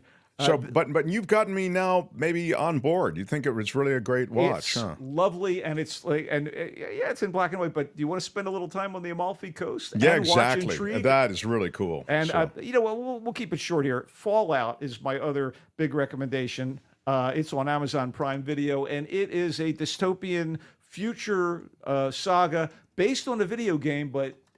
Don't let that put you off. Walton Goggins is fantastic as a gunslinger from an early 50s alternate version of America that is devastated by atomic war. And this is decades later. Is it funny? It's... Because Walt Goggins is sort of isn't he a comic actor? Walton Goggins is a serious actor. He oftentimes plays in like Elmore Leonard adaptations. Oh, really? Okay, then I'm thinking of somebody else. But he is, one point here, Kyle MacLachlan is one of the supporting actors. Again, Ella Purnell is the young heroine who has to navigate a post-nuclear wasteland years down the road. So it swings between eras.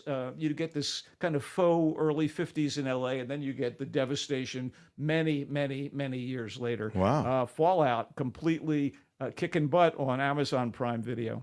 I'm not thinking of somebody else. He was in Vice Principals, and he was very funny, and that's why I thought of him as a comic actor. He, again, if you could do comedy, yeah, you can and he does play that straight. I mean, but it's funny. So in that, we like Palm Royale. Totally entertaining. Courtney cannot stop watching Palm Royale. Palm Royale on Apple TV. We'll just throw that last one in. Yeah. Stars Kristen Wiig as one of her fretful, manipulative characters, and she is tremendous in the role. But you also have phenomenal supporting actors in this thing, one of whom is Ricky Martin. But and he kind of lost the accent for it. I was very impressed. But Palm Royale is what we're talking about. Palm now. Royale is you're looking at a picture of Fallout, but it's Palm Royale that we're speaking. Palm Royale is on Apple TV, and when you have grand dames of Palm Beach in the early 60s who were trying to keep the outsider played by Kristen Wiig on the outside while she is waiting for apparently her great aunt to die, a woman played by Carol Burnett lying on her deathbed. Who is brilliant in this. She eventually comes to. Which is phenomenal. But, they aren't messing around here. I just really got a big kick out of Palm Royale, and I do recommend it. If you like, Allison Janney's in it. It's some great performances. Tongue-in-cheek soap opera parody, which you'll enjoy. Ripley, also the Amalfi Coast set story that we are maybe familiar with through the talented Mr. Ripley and other offerings. Michael really likes it. It is streamable now on Netflix. The Beast is the film that Michael really likes. Yeah, it's a toughie, but yeah. It's a toughie, but he likes it. Sophisticated. Wow. The Three Musketeers, Milady. Les Trois Mousquetaires. Rollicking swordplay and action in a famous historical circumstance. Directed by Martin Boulebon. Oui, c'est vrai. Merci. And he really liked it. He says you've got to see you've got to see part one of The Three Musketeers, which you can see probably streaming somewhere. Part one, D'Artagnan, introduces the fourth musketeer. We Grown Now, written and directed by, how do you usually say it? Manel Beg. Blake Cameron James. A lot of pretty cool stars. Yeah, Journey Smollett and your pal Lil Rel are both really first rate. It's the story of knocking around Chicago in an area that's really been plagued by every social ill imaginable, right? Yeah, and these kids just going through their quasi-innocent lives, trying to kind of survive. You know how Michael likes his horror? He also recommended Abigail. He really liked it. It's about a ballerina who's been kidnapped, but her kidnappers are in for a surprise. They are indeed. And finally, he started this session off with The Ministry of Ungentlemanly Warfare by Guy Ritchie. Alan Richardson, Carrie Elwes. He said it's okay. Not Guy Ritchie's best, but not bad. Henry Cavill, I mean, he's Superman. He's, you know, he's... How could it miss? Napoleon Solo. You know what it is? It's a popcorn muncher. Oh, that's cool. Period. But it's only in theaters right now. At the moment. But, yeah, you know, it's something... It's a Saturday night. Let's watch this, you know. Let's recommend again Michael's new spot where you can read him, The Voices. It's called The Voice of San Francisco, but... the website is thevoicesf.org. Thevoicesf.org. The Voice of San Francisco. And you can, what's your latest piece there, Michael? A little something about East meeting West, a discussion of the wonderful movie. It's the latest Wim Wenders film called Perfect Days, and the Shogun and Tokyo Vice TV shows. Oh, yeah. Good for you. The meeting of cultures. And well, you're a great writer, and I can't wait to get into it. And again, it's thevoicesf.org. It is. And it's the Voice of San Francisco. Thank you, Michael. We adore you. He comes and goes on a rainbow. Bye-bye, Michael. Go Giants. Wow. What a spectacular offering from Michael Snyder. The Mark Thompson Show. Well, we started late. We're finishing late. We're giving you your solid 2 hours. No one can claim that we're phoning it in. No one can claim that we didn't step up. No one can claim, Albert, that we didn't show up in a big way, because we did. We did. We showed up hugely. Why are you yelling? Bigly. And I'm proud of our crew here. Why are you yelling? I'm proud, and when I'm proud, I yell. Why are you yelling? Occasionally. I raise my voice. I raise my voice in acknowledgement Why are you yelling? of the great people involved in this show. I start, of course, with myself. Do you know who I am? I'm kind of a big deal. And then I get to Albert, who I think has distinguished himself brilliantly this week. Albert, thank you. And finally, I get to my darling Kim McAllister. Kim, how are you? And it's with that, my friends, that we must move on. It's a weekend that beckons us. We've given you movies. We've given you thought-provoking conversation. Don't thank me now. Thank me later. I know. Oh, please, please. I'm humbled by your applause, and I'm reminded of how great I am as I enter the weekend. And it is something that I occasionally need reminding of. You can find Kim on the After Party Live. It's a show she does live. We'll do it live. Yeah. I'll write it and we'll do it live. And she does it as soon as we kind of wind down this show. Monday, Richard Green, the Civics Dean, I think, stops in. And we have a couple of other guests as well on Monday. I think it's a pretty cool show. So I'm Shadow Stevens for the Mark Thompson Show. Bye-bye. Thank you all for the ways you show us love. On time. Bye-bye. Until Monday. Bye-bye.